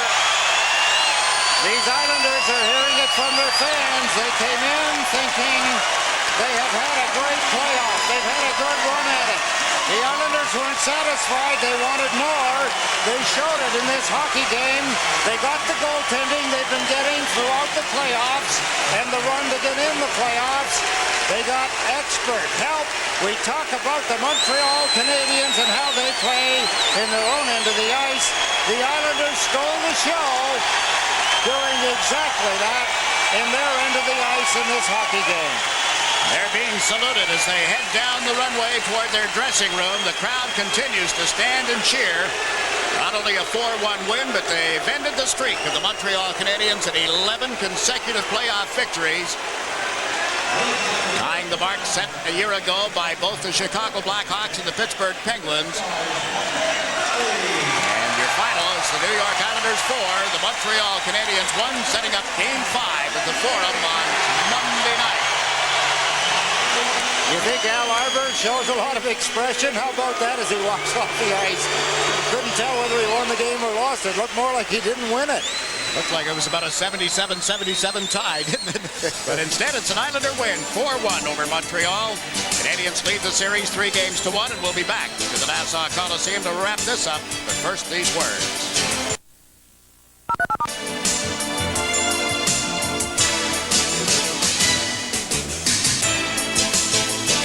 The New York Islanders, using home ice, have defeated the Montreal Canadiens tonight in Game 4 of the Conference Championship. Final score is 4-1. Series now, Canadiens leading 3-1, but there will be a game Monday night in Montreal, due in large part to the efforts tonight of Huey Krupp, and he joins Dan Fischler. Thanks very much, Jigs. Huey, a tremendous win. First of all, you were sweating like anything here. How many pounds did you lose tonight? Well, I would take a guess. I would say 8 or 9 pounds. It was hard out there. Tremendous effort by the team. What did the Islanders do different tonight than they did in the previous 3 games? I think we had a little bit more desperation. Al said before that we play pretty good usually when the backs are against the wall. And tonight we added that extra little bit of desperation, and it came out that we were more aggressive, and we used it all to our advantage, and you know, it worked out. We know you as a terrific defenseman and a guy who can shoot the puck from the point, but you made a save tonight, a goaltending save. Looked like the Islanders were going to be in big trouble killing the penalty. What do you remember about it? We'll take a look here. Well, I think I remember I ended up on the left side of Glenn Healy, and here comes the shot, and I kind of see how, so I went in behind him, and yeah, well, I don't know what to say about it. I just reacted and put my feet, those big feet, in the way, and they just puck hit the skates. What were you thinking? I was thinking I needed an oxygen tent at that time. I was a little tired, and you know, I just want to make sure that we don't get caught on a bad change. And Patrick Roy sometimes throws the puck up quick, and they get a good. He can be very dangerous that way. Yeah. Huey, before the game, I talked to some people, and they said to me they felt that the Islanders had done so much up until this point that the club were just going to exit tonight gracefully. Didn't expect the team to win. Felt that you guys had done enough. Obviously, the feeling in the room was differently. I think that we wanted, first of all, we wanted to win the game, and second of all, we had so much support in the playoffs from the people of Long Island, and it would have been maybe an ungraceful exit if we would have lost at home. That doesn't mean that we're going to lose graceful in their building, but I think we put an extra effort in not to disappoint the people here, and now we are still alive, and we got another game to play in a couple of days, and we'll see what happens there. All we can do is work hard and hope that the outcome is in our favor. Now, let me ask you this. Vladimir Malakhov got hurt. We don't know how his condition is. Jeff Norton stepped in tonight, played a very strong game. Played a great game. I like playing with Norty. He skates very well, and he seems to get open for you all the time. He's a good friend of mine, and I like to see him do well also. And you know, it's justice. Sometimes the good guys finish first. Now, let me ask you this. The goaltending of Glenn Healy, I thought at the critical time when the Canadiens were leading by 1, he had to be sharp, and he was. He's been like that all the way through our playoffs games. Even when we played those quote-unquote shootout games with Pittsburgh, he got a few goals in early. We scored a few goals, and he always came up large when we needed it. That means I think he always played his best when the game was on the line, and you know, that's Glenn Healy. He's a gamer. Well, you symbolizing the Islanders deserve a lot of credit. You never quit. Obviously, it shows in the score. Congratulations, Huey. Thanks, Dan. Jigs? All right, Stan, 2 assists for the big guy tonight as we check the game summary. Neither team scored in the opening 20 minutes, so we go to the second period, and Montreal is to take the lead on Paul DiPietro's 6th goal of the playoffs. Dom Fusen-Keen assisting at the 6:22 mark. The lead stood until 13-14 when Steve Thomas tied it with his 8th of the playoffs in '93. Krupp and King assisting on that goal. It's 1-1 going into the third period. And what turns out to be the game winner, Patrick Flatley's tip of Ray Ferraro's pass at the 5:57 mark, and from there David Volek will extend the lead at 10:24 with assist from Krupp and Fitzgerald, and then Hogue unassisted into the empty net at 19:17, and the Islander lead and win is 4-1. The shots tally, 8-4 Islanders in the opening period, then they're outgunned 13-7 in the second, come back to outshoot Montreal in the third period by a margin of 10-7, and as you see, a one-shot difference on the night, 25-24. 7 power play opportunities tonight, 3 for the Islanders, 4 for the Canadiens, and neither team scores with the man advantage. This has been a series entirely made up of basically even strength hockey. It has, Jigs, and when you think about it, it's something that gives me an opportunity to really crow about the penalty killers. They are the best in this series. There's no doubt about it. They have carried the play, although the Islanders did score in the shorthanded situations against Pittsburgh. But no, it's special. I think that if either one of these teams get the power play going, it could also widen the score between the two teams. Yeah, one of these nights, you know, that somebody's going to pop one. Maybe that'll put a hole in the dam and who knows what, because both teams have guys who can put the puck in the net with the man advantage. No question, and I thought that it was significant that Benoit Hogue, and a lot of people laugh, well, they say, well, it was the fourth goal near the end of the hockey game. Benoit Hogue needs something to kickstart him, to help him help the team. He wants to do that. Things haven't been working out for him. So watch for Benoit Hogue, along with Steve Thomas, who really got it geared up in this hockey game tonight, to be a big factor in the game Monday night against the Montreal Canadiens, because, as I said earlier, they can't win without them, and they both started to get things going here. Hogue later on, Thomas throughout the whole hockey game. Now, what have you selected for us as our Budweiser play of the game? My friend, as I stand here, I still haven't figured out yet how Pat Flatley was able to put the puck in to make the score 2-1. He started the play in his own end of the ice when he took the puck away from the Montreal Canadiens near the blue line. Let's take a look as we go back to that play. It was about the 5:51 mark. Montreal in control, but guess what? Slewfoot, snowshoes if you will, grabs the puck away from Montreal. You say, well, now he's so far out of the play, he'll never get back into it.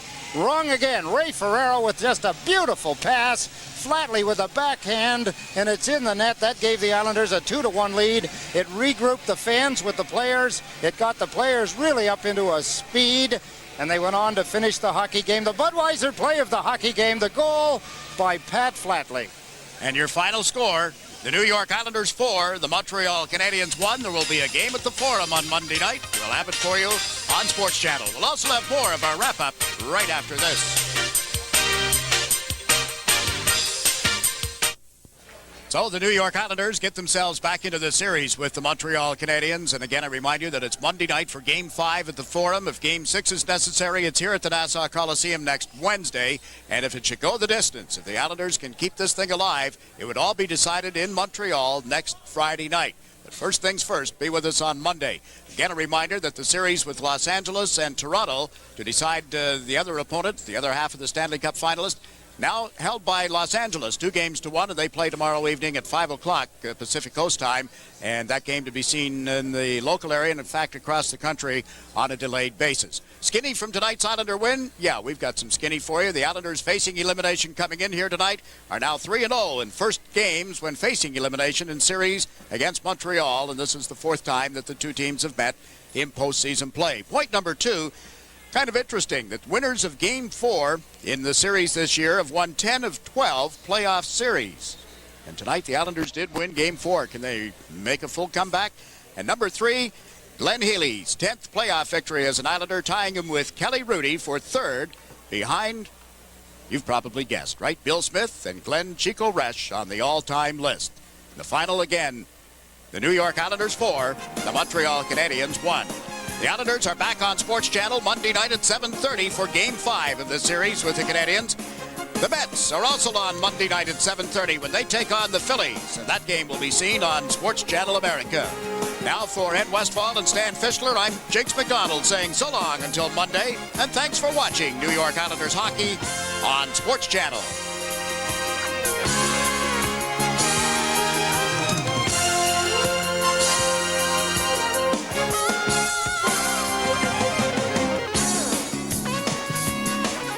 This has been a presentation of SportsChannel, a tradition of excellence and innovation in regional sports television.